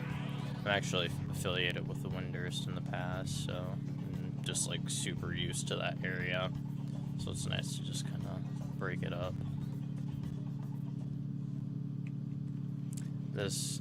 All of the like Sandoria zones in the past have the best music, in my opinion. Like, this song is called Griffins Never Die, and it is very good. I feel like it's very fitting for like what type of theme they're trying to get across. I would say Bostock's music and game is pretty fitting as well. The only one that's like iffy is Windurst. It's like bizarrely dark. But I don't know, it hits depending on like the day and the time. But sometimes I'm like, what am I even like listening to? Actually, totally need to. I don't think that they'll actually give me. I forgot what it's called. Allied Sigil. Let's see. Yeah, I guess it's happening, so it must be working. Nope.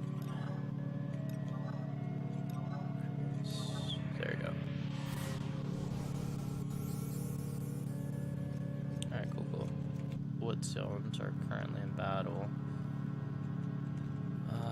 Garlic Citadel as usual. Western. I'll probably do Western Saruta Baruta, honestly.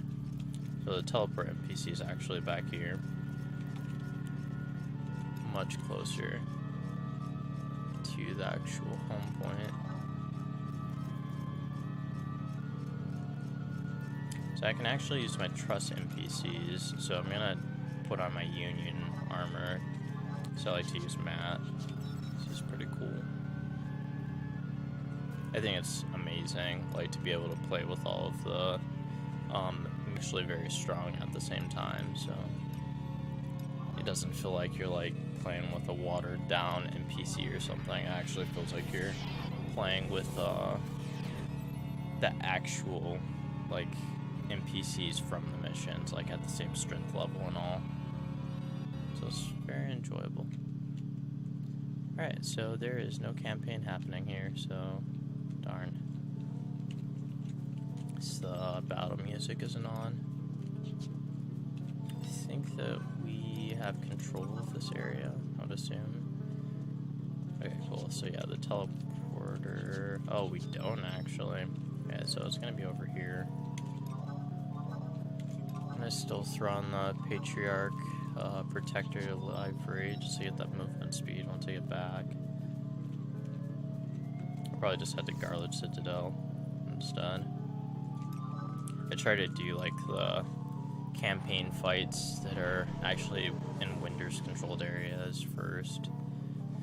And, you know, futile hope that I'll get into Fiat Lukes, but I'm currently setting up a link shell for that. I mean, I already created the link shell, but just like periodically shouting to see if there's any interest in people organizing campaigns so that we can actually unlock Fiat Lukes. But it's one of those like contents or battlefields that are pretty much impossible now to enter just based off of like the requirements that were set up. It was set up in such a way that like it's only achievable if there are a lot of people participating in campaign, and it was even a lot for the time when it was popular, so to try to enter it now was just difficult. I tried a few times myself to take over the 4 northern territories in order to unlock Fiat Lukes, but it just wasn't happening. I gave up.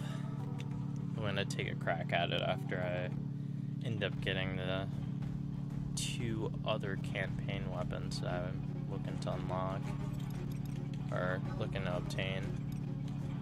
I already have Griffin Claw so far. Alright, I'm gonna switch my Automaton, and then just summon my trust NPCs really fast. I'm very tempted to just snipe the... I usually go with Lekko, Haboka, and Lillicet, but this time I'll be Lekko and Matt instead. Alright, now let's go ahead and drop my Red Mage Automaton. I have to figure out like what the consensus is on pronunciation for Automaton or Automaton. I usually say Automaton, but I kind of assume that it's Automaton, so that's what I'm going with at the moment. It's gonna be like the deal for a lot of stuff in this game. I'm gonna have to like listen to the Google's interpretation of pronunciation to figure out if I'm saying it right. A lot of this is just like ways I've been pronouncing it for like literally over 10 years.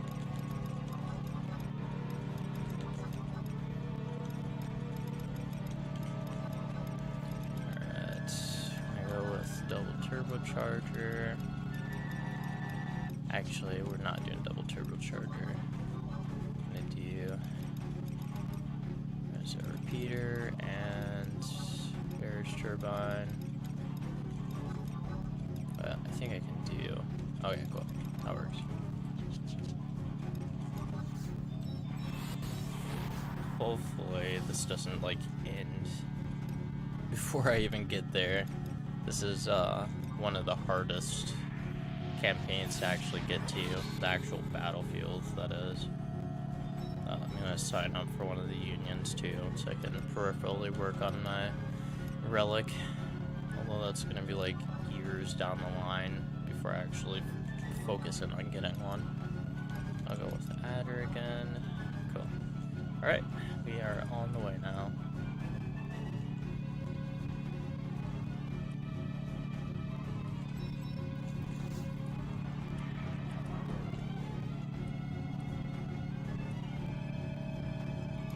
Yeah, I've been trying to figure out whether or not I want to just start over and start like the same quest line done before they made the changes through geez, what is it called? Rhapsodies of Vanadel. So like that was like painstaking hours spent trying to rank up through campaign. It's just like a nightmare. So I'm very hesitant to start over, quite frankly, and it'll end up also costing more depending on what nation I go to. I'm strongly thinking about just getting Samudra and then switching over to Vostok as my nation, so that Lex Talionis will only cost 100,000 allied notes, but I know that a lot more people are going to be engaged and interested in viewing the Sandoria questline for Wings of the Goddess, so I'm like, I should probably do that first rather than doing Vostok, but who knows. I'm probably going to just go with Vostok anyway, because there are very few people who have actually completed that entire questline. Most people signed up for Sandoria as like the club after minute 3, which means I have to get 300 TP.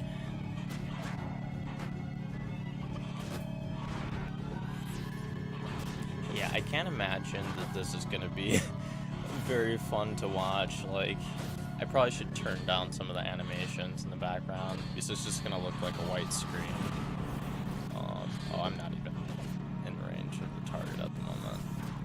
I'm gonna put Sparky on something else, so I don't have to worry about deploying him again for the next little bit. Alright, let's see what I can do.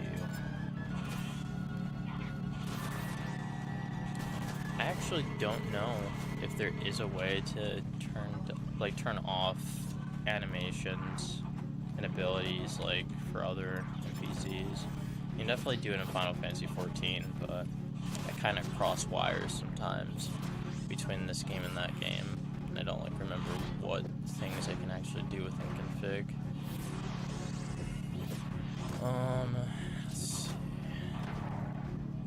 I mean, displaying damage, on-screen damage display, log. Okay, it's on log at the moment, so it's perfectly fine. But that would probably help. Actually, if I get rid of it off of my log, that'd look a lot better. Okay, yeah, I'm gonna go with that. Alright, footsteps, clipping plane, animation frame rate, background ratio, weapon effects, style, area display, timer.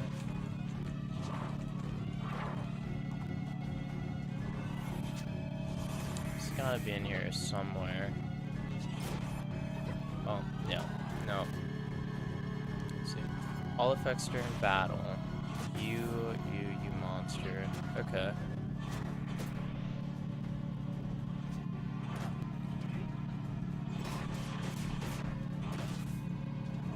Alright.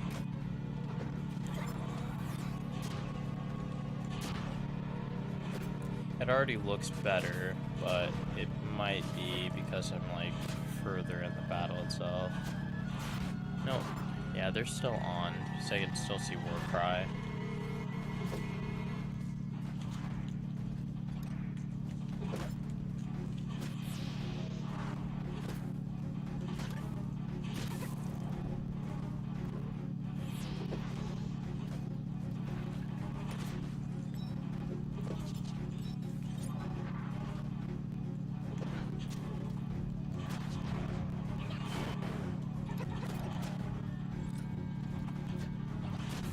just gonna click on all of these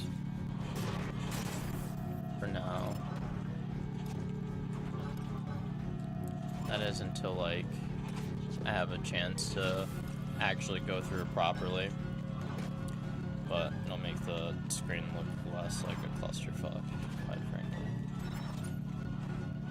Normally I wouldn't care. It doesn't bother me any, but if I'm, like, streaming this, I'm sure it'll be a bit more enjoyable if my screen doesn't look like a firework light show. Great, it's out of range.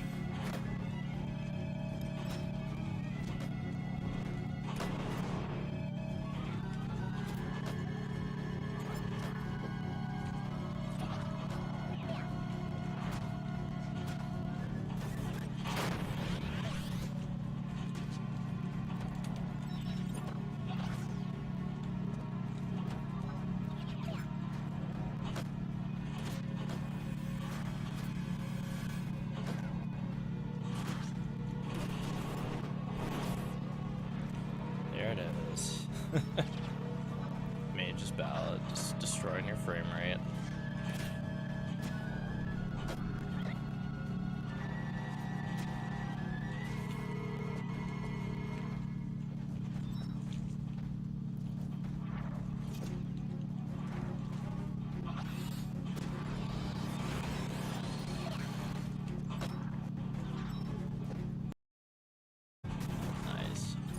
I love that King of Hearts can use Fire Gafor. It's sweet. Wish he used it more often, but it is what it is.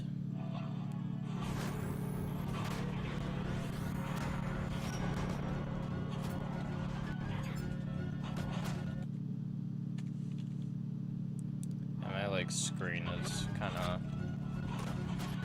excuse me. Screen is going black for some reason. That I'm using to, like, the video game capture card I'm using, it's just kind of malfunctioning, or my HDMI cord might not be plugged in properly at the same time. Probably check that out here in a minute. After we get done with this campaign.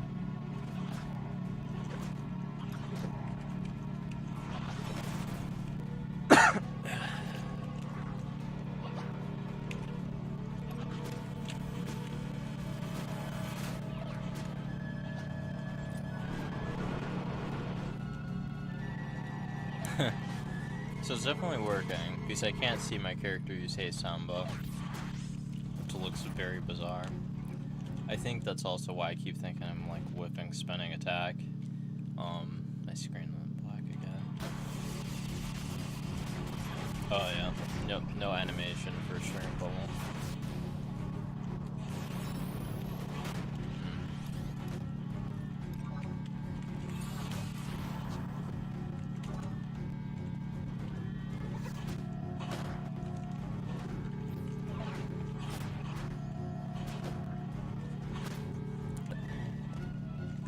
Check wide scan just in case.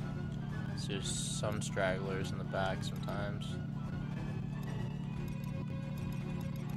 There's, like, a lot going on over there. But no enemies. Alright, yeah, I think that's it. Okay, cool. I'm gonna tweak the effects. Probably turn this on so I can at least, like, see some of my own animations.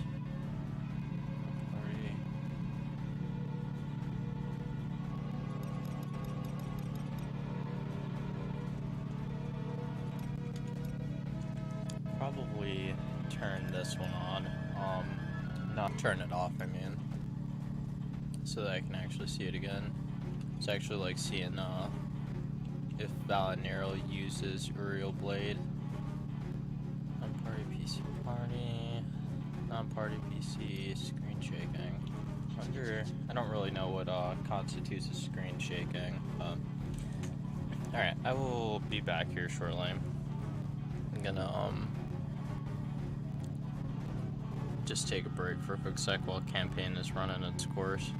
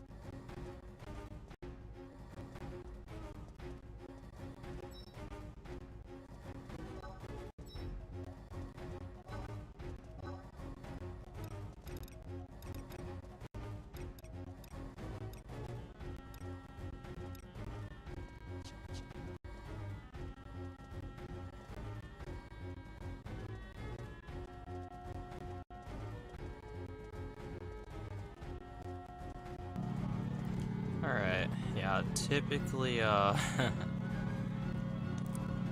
campaign can, like, last forever, so I'm gonna go ahead and just, like, cash in my chips. Because there might be another, like, pending wave, but it might not come for another, like, 5 or 10 minutes, so sometimes it's just, like, healthy to bounce between them. Probably I'm gonna do, like, 2 more campaigns. I haven't come up yet with, like, a good, like, number to do per day, but I think, like, maybe 10,000 allied notes is, like, a pretty solid goal. So maybe about, like, 2 to 3 campaigns per day. So I'm trying to, like, limit it to about 2 to 3 hours of gameplay, which I'm already at, like, almost 2 hours and 30 minutes. Just between, or just from, like, doing Mythic content, so it takes up the majority of my time. But, this next time that I stream, it's either this next time or it's the time after. I'm probably gonna just stream Final Fantasy 14. So that game is definitely a bit more streamable than other games, for sure. Well, especially. Switch over to the game screen. He shows up, like, right as I'm about to leave.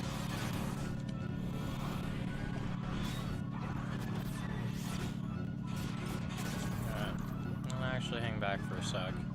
This might finish this campaign run, and I can actually get the Union casket. I think the Union casket would actually be all the way back where I came from, though. So last time I did this, I actually ended up getting Takuku white shell, which I need those for white mage relics. So it's kind of worth it at this point. Let's see. Okay, yeah, I'm going the right way.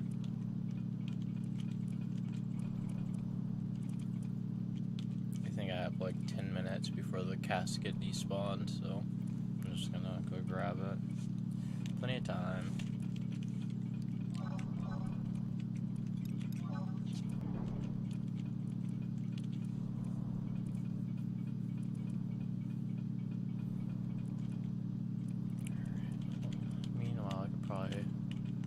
Take a quick peek, see where else we can go to.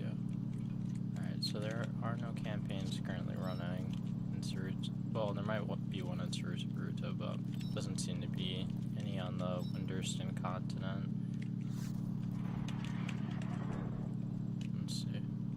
And quite, yeah, nope, nothing. Here's the casket. Nice.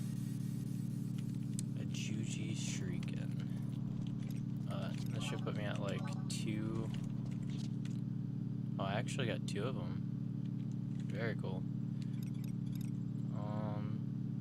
There's like more stuff in my inventory.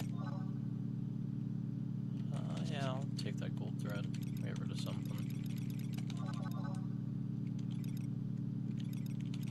I need to like sell this stuff off, quite frankly. I think I've like run out of stuff to just, oh no, that's garbage. So is this Kote. Alright, cool. I think I'm actually gonna go do the final fight in Castle Straja. So I turned in like all 8 of the items in order to do it. I kind of forget what the fight itself is called, but you guys will see in a second. That might be a good thing to end the stream on, quite frankly.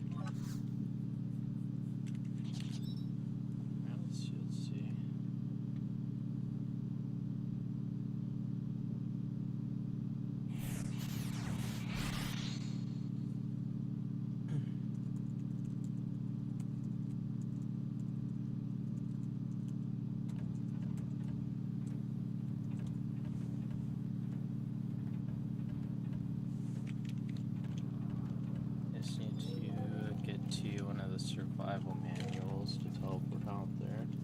So there is no direct teleport to Castle Straja or Castle Straja's Shadow Rain.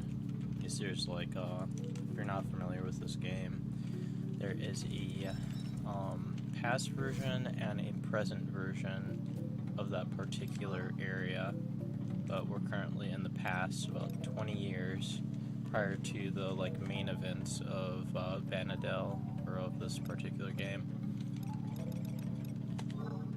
But this is 20 years prior or so.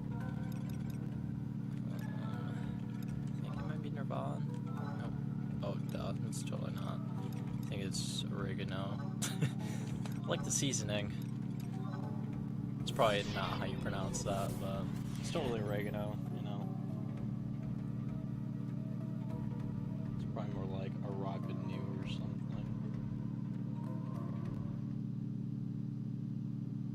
Alright, let's see.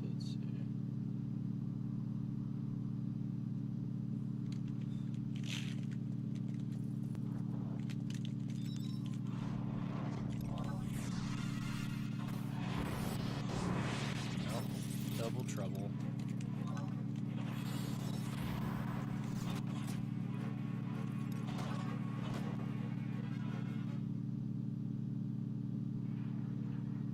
Alright, here it is.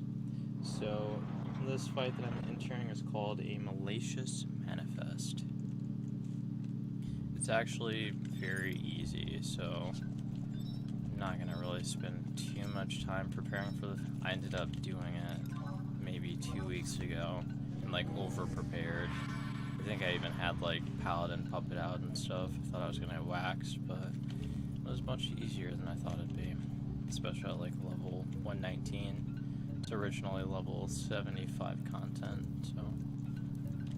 But usually a lot of like these top tier fights have something like the Notorious Monster uses like death or something like that, or curse.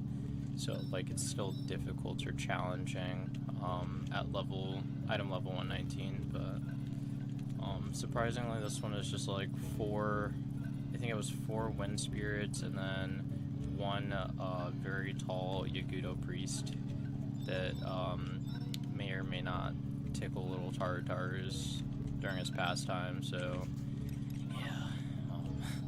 But we're gonna go ahead and get rid of him. Darn.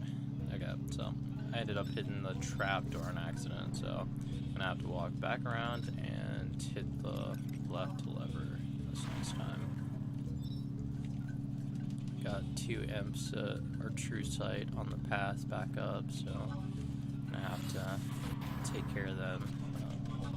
Mostly this is like a cleanup job for Sparky, so I'm just gonna let him do his thing.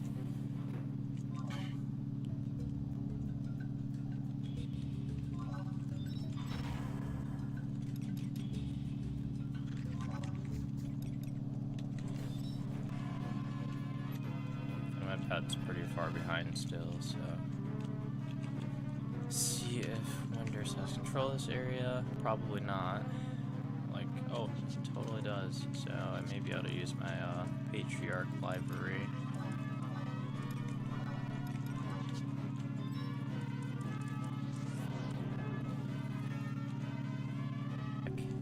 To the gate. I have, I think, 2 gates that I need to get through. The second gate is a lever passcode, so the door, or like the gate that you have to get through, is controlled by 4 levers, which can either be in the up or down orientation. So there are, I guess, like 16 different combinations for that you can that is needed to open up the gate. So I have to find that first before I can enter the second gate. But this first one is like a 50-50 chance, so you're either gonna fall to your death and like get impelled by, I'd imagine, are supposed to be spikes down there, or like you'll end up going through just fine. Alright. Assuming, yeah, cool, he caught up already.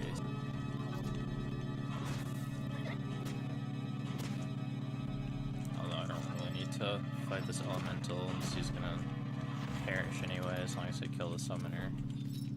Yep, cool. We're gonna go left this time. Alright, done and done.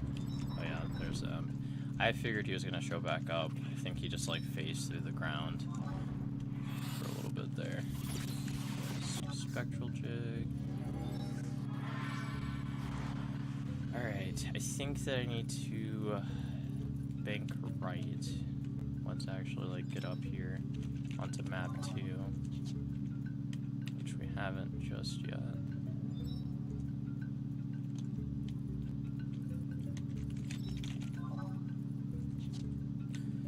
Considering like I'm so small and I have such tiny feet, like you'd think I would need to use sneak. Like they should give us here and sneak. Can't hear us anyway. Until it's too late. Alright, so I think it's gonna be that circular room on the left side. Yeah, you guys will notice that I pretty much spam map like all the time. Although I should have this place memorized. Probably if I like spent the places literally been trying to destroy Windurst since the beginning of time. I'm just like totally in their little lake. I could take a right though. Unless I just completely missed it. Because that's gonna lead out outside, I believe, if I try to go that way. Yeah.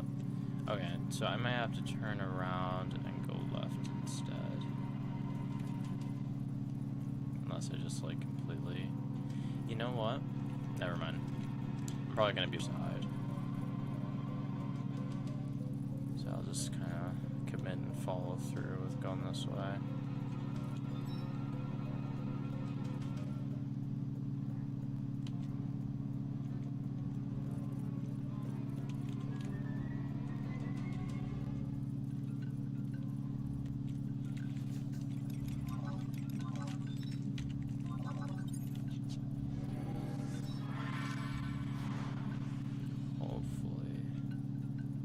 Hopefully there's a re-entry point.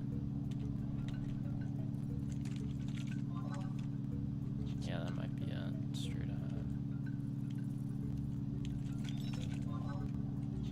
Or not. Okay. So I think that gate down there is gone to the Notorious Monster, which is the hardest one. Although I have the right pet for it. Alright, so looks like we are running back. Here's some intertights across Castle Australia. And make the wrong turn. I probably should have taken a left instead as soon as I went on to map 2. But lessons learned. I usually don't actually like worry about memorizing this stuff. It's like there's nobody to hold me accountable, but now I feel like, okay, I should hold myself accountable. Alright.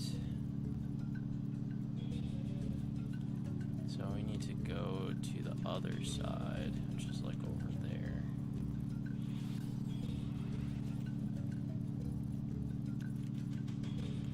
I do like this song though. Actually, in particular, like the battle music in the Wings of the Goddess dungeons, but this.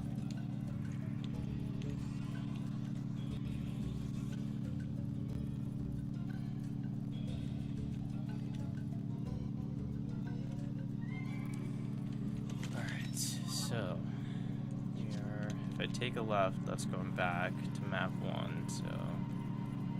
This is the right way. Immediate right is gonna be, I think we're gonna take a right. Yep. So left is gonna, I think left leads outside again.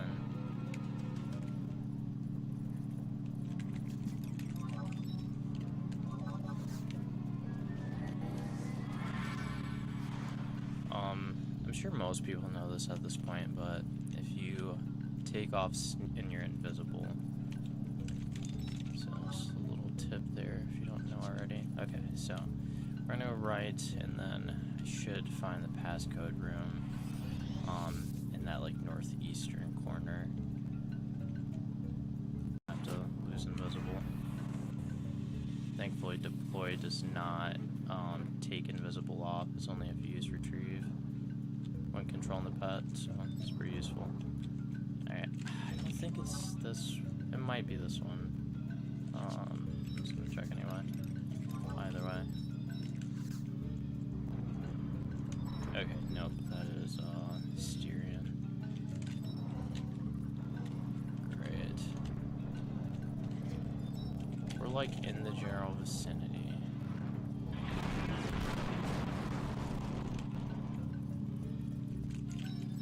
I could try to just guess, but I don't imagine that's gonna go well.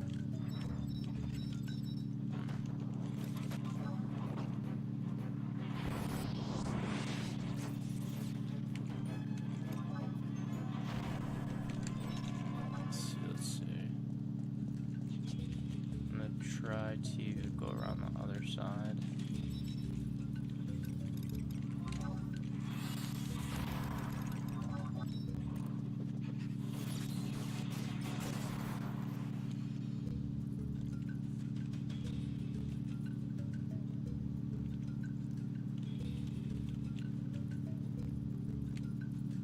This is also locked off. Oh my goodness. Okay. And there wasn't another way to get over there. I like remember this being connected, but I must have like either missing a turn, which is absolutely a possibility. Like I just overlooked it, or there is more to this.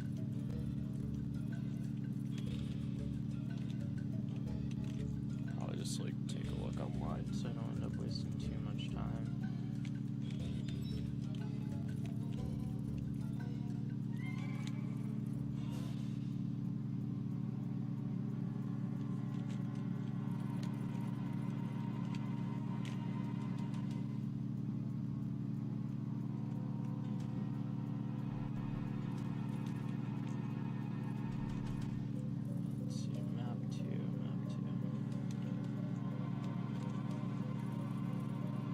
Password. Alright, so I see where it's at. Get to G, that was the question. Alright, give me a second, guys. I'm gonna see if I can actually just go straight there.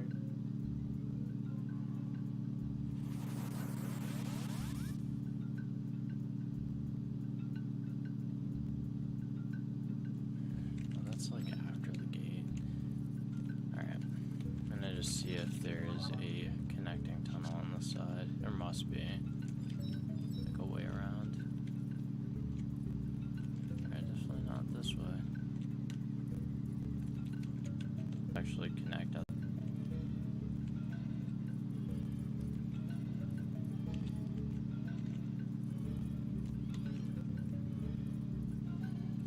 Nope, that is definitely a gate again. Alright.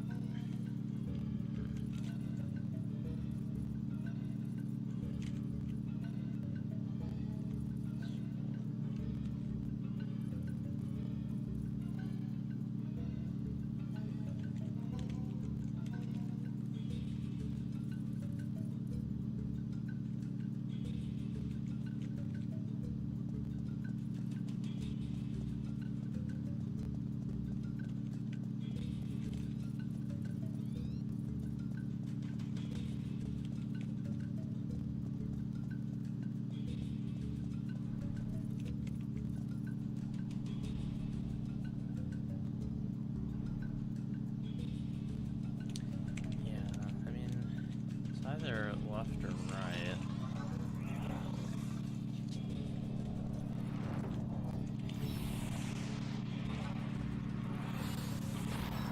Alright. Actually, defeat these guys.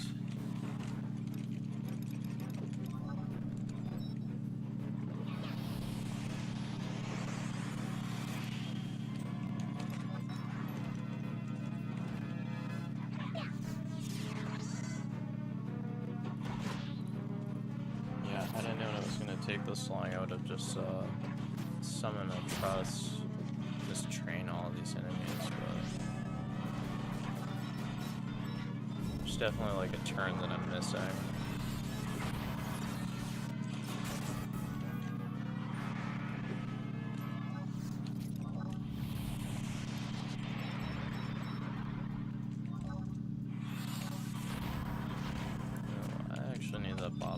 see. For strictly game-related purposes, obviously.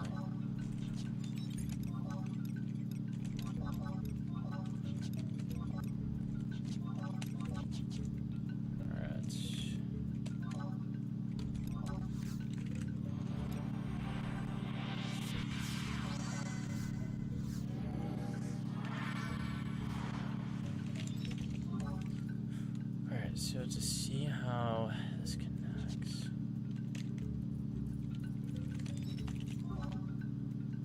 Alright, so it's actually that the keypad is like literally right there. Like if I were to follow the left wall all the way to that circular room that you could see on the map. That's where we need to go, but it actually does not connect that way. I don't think you can even go right. I feel like it's only left.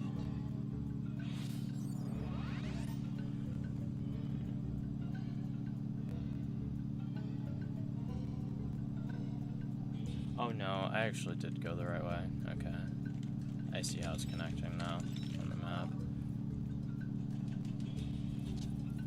That's interesting. You think I would have seen that though? And that's what I thought originally would be the way, but... Alright, give it another shot.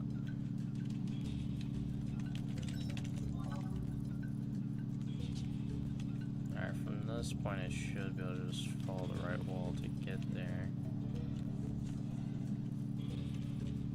I think it was just like deceptive, and I probably turned my screen while I was fighting that imp in the room back there, so...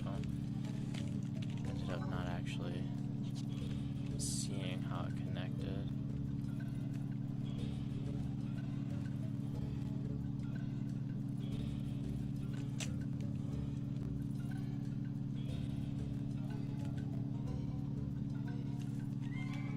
Alright, I'm gonna take a right.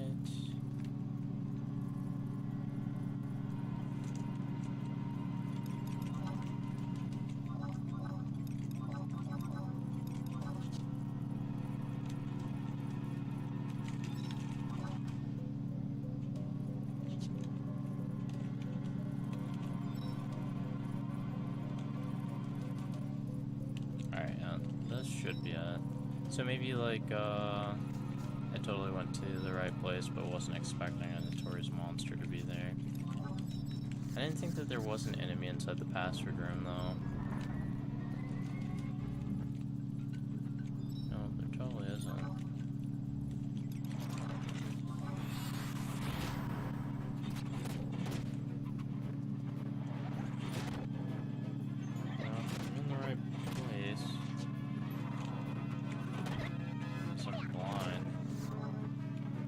Based off of like what the map is saying, but this clearly isn't it.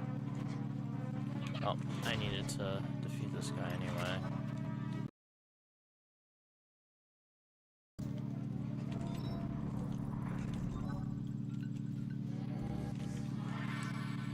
Alright, what to toss? So I'm like running out of space.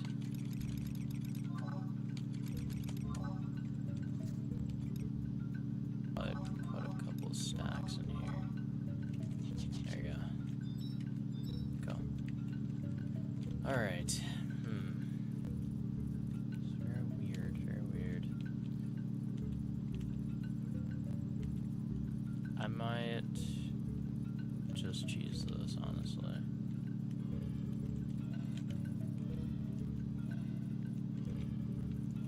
Depending on that area either.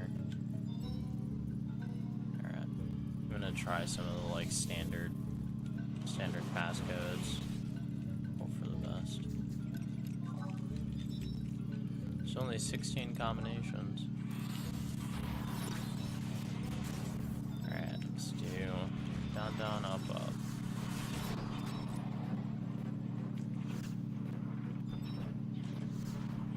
Do all up. Up, up, down, down. All down.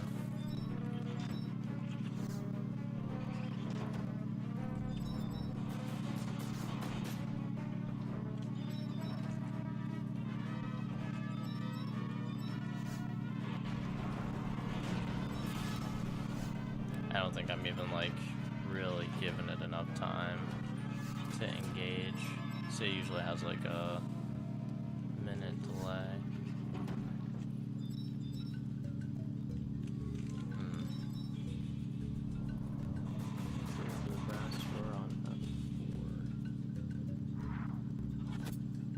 Yeah, it's like that was certainly the room that the password's supposed to be in.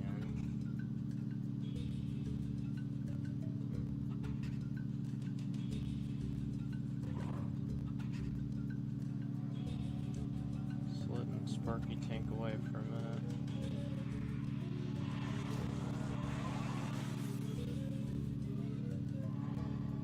Start it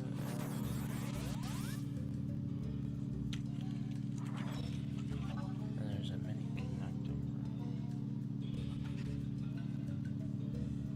Yeah, it's like supposed to be where Stereo is.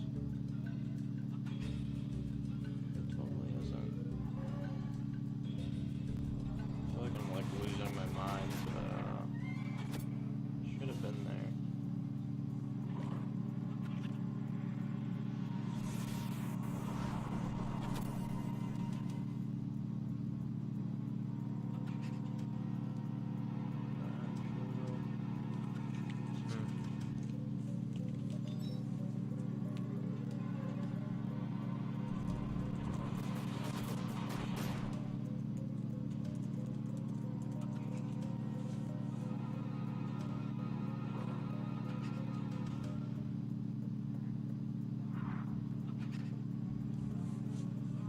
Alright, I'm going to put this on pause for a minute while I figure this out.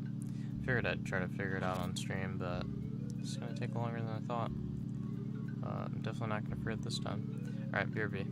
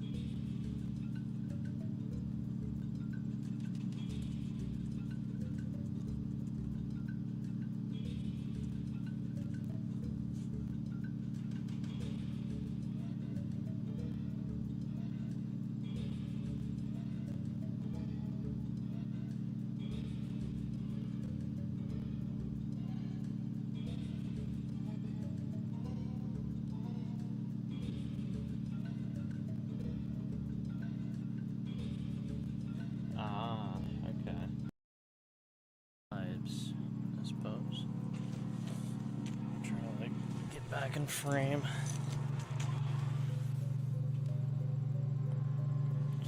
Alright. So I actually need to run back around this way.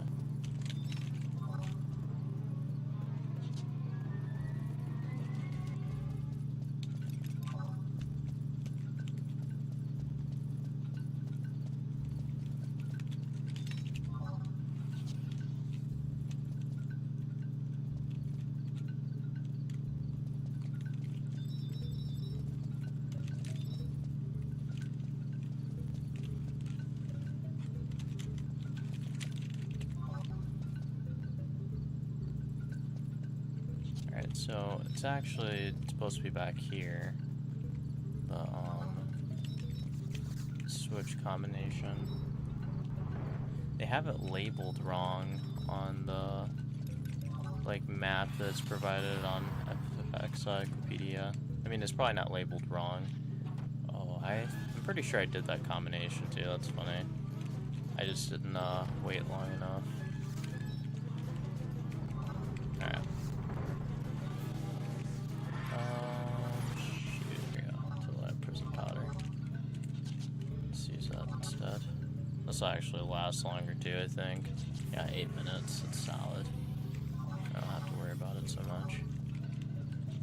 Okay, so now you're gonna run back to the gate. It's 3 up, 1 down.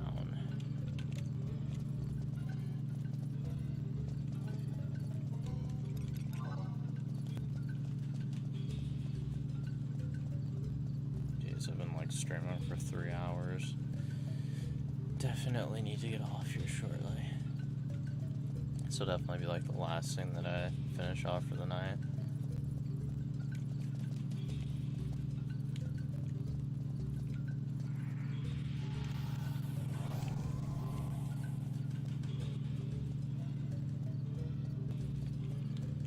But for some reason I thought it was in one of the circular rooms, not the hidden rooms on the map. Alright, and then 1 down. Cool. Let's go ahead and throw this back up. Alright, I have 1 more gate challenge to get through at this point.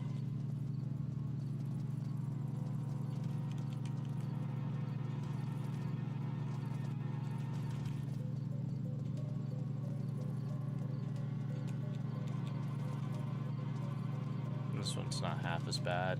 Usually you have to ignite 4 flames in total in order to open up gate 3, and typically 2 out of 4 of the flames are already lit. So it's just going to be a matter of me figuring out which rooms are lit already, but it's usually saying that as you enter that's north, then it's usually the southwest lamp is lit, and then the northeast lamp is lit, and then you have to get northwest and southeast. So it's they're diagonally lit up, the 2 out of the 4. Oh yeah, that guy's definitely true sight. Thought I was gonna get away with that.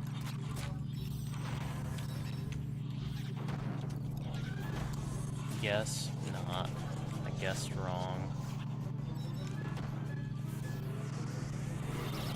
No! Oh my goodness. Really? Really, D-Zelko? Jeez. Alright, well, I'm gonna be asleep for the next 2 minutes, which I should be doing anyway.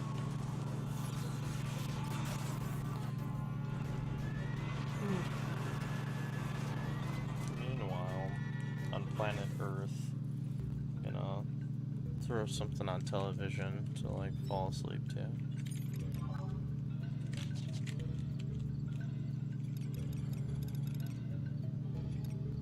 Let's see. 3 T white shells. I'm so proud of myself. Slowly but surely getting my relic.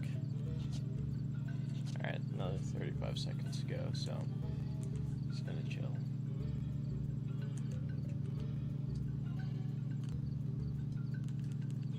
I was actually watching Bleach yesterday,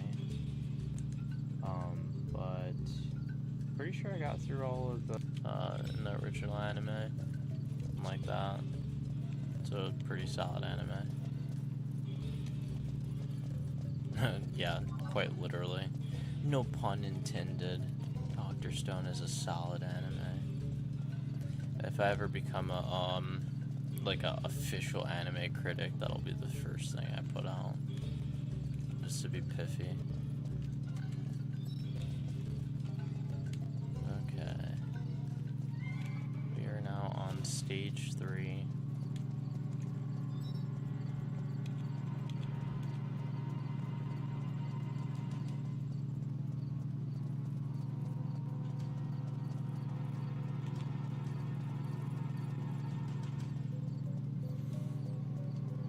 Okay, so we are in the correct room. I think that, like I said, the southwest corner is going to be lit. So we need to light up the northwest and then the southeast. I don't think it ever changes. Nope, certainly does not. I think they give you about a minute to light all of the torches and actually make it through the gate. So in this case, like, movement speed is definitely critical.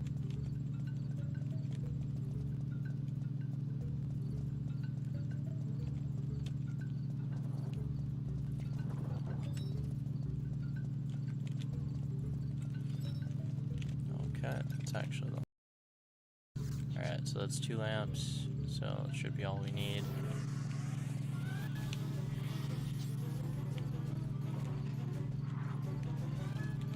Gonna train some Egitos. Yep, gate's open.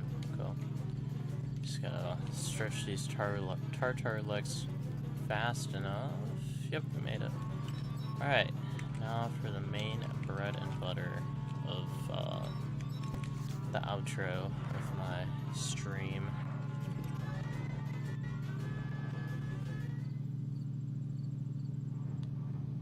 They just dump me into the fight. It's hilarious. Alright, time to respawn all of the trust NPCs.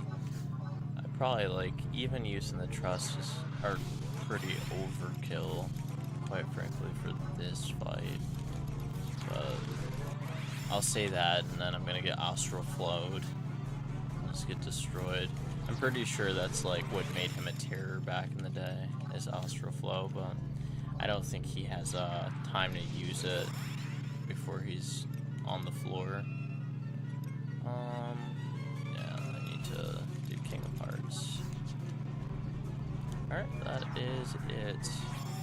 I'm gonna go ahead and get started. I'd usually put up 3 maneuvers, but at this point it's not even necessary.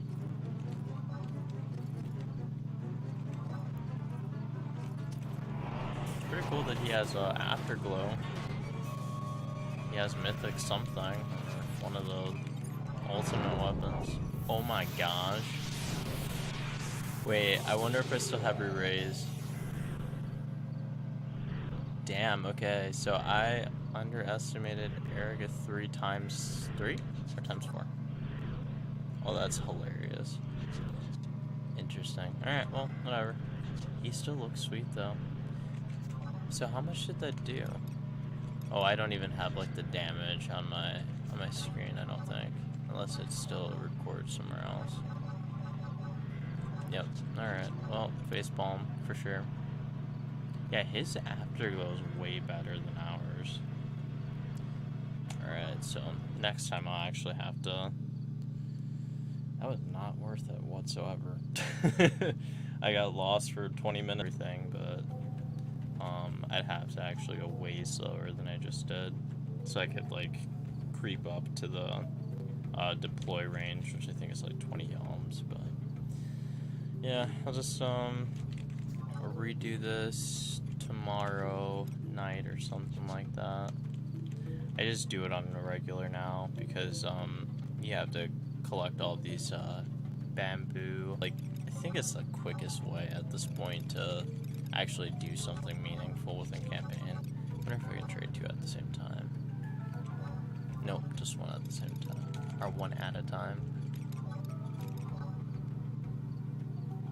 Alright, I'm gonna go sell some junk, and then I'm going to log off for the night. I guess this is what I do in every stream. The first one I end up getting pawned by Cerberus at 10%, and now I got buried 6 feet under by freaking tartar diddler, which he really did diddle my tartars. So at this point, this is definitely the point at which I need to make my exit. I'll give it one first. At least if I had like shell 5, maybe I could have taken all of those Erikas, but yeah, I was not expecting it to do as much damage as it did. Those must have did like at least 600 or 700 apiece, so I got hit by 3 of them. Yeah, I'll just walk. I'm just gonna go over to the vendors. This will put me in the right zone anyway, so I'll have to start over, do more salvage. Definitely didn't meet my allied nodes quota for the day. Only ended up doing about 4,500, I think, but still close enough. I'm like 20,000 out of 100,000 that I need. I do have some copper vouchers though. Let's see. I can trade in copper vouchers for 1,000 allied nodes. Oh no. Nope, I have silver vouchers, but not copper vouchers.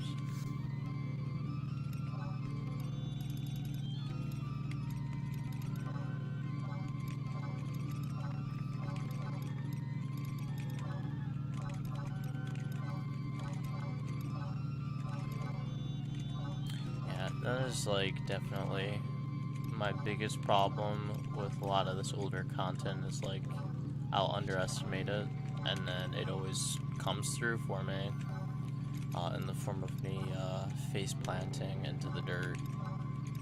But so I definitely have to take it a little bit more seriously. It's broke, which is one step closer to still being broke. Unfortunately. Alright, I thought I could sell those weapons, but apparently not. This can go. So I guess I'm just gonna toss them. So I doubt I'm ever gonna use these. These weapons came from defeating the 8 notorious monsters in Castle Stradra Shadow Rain.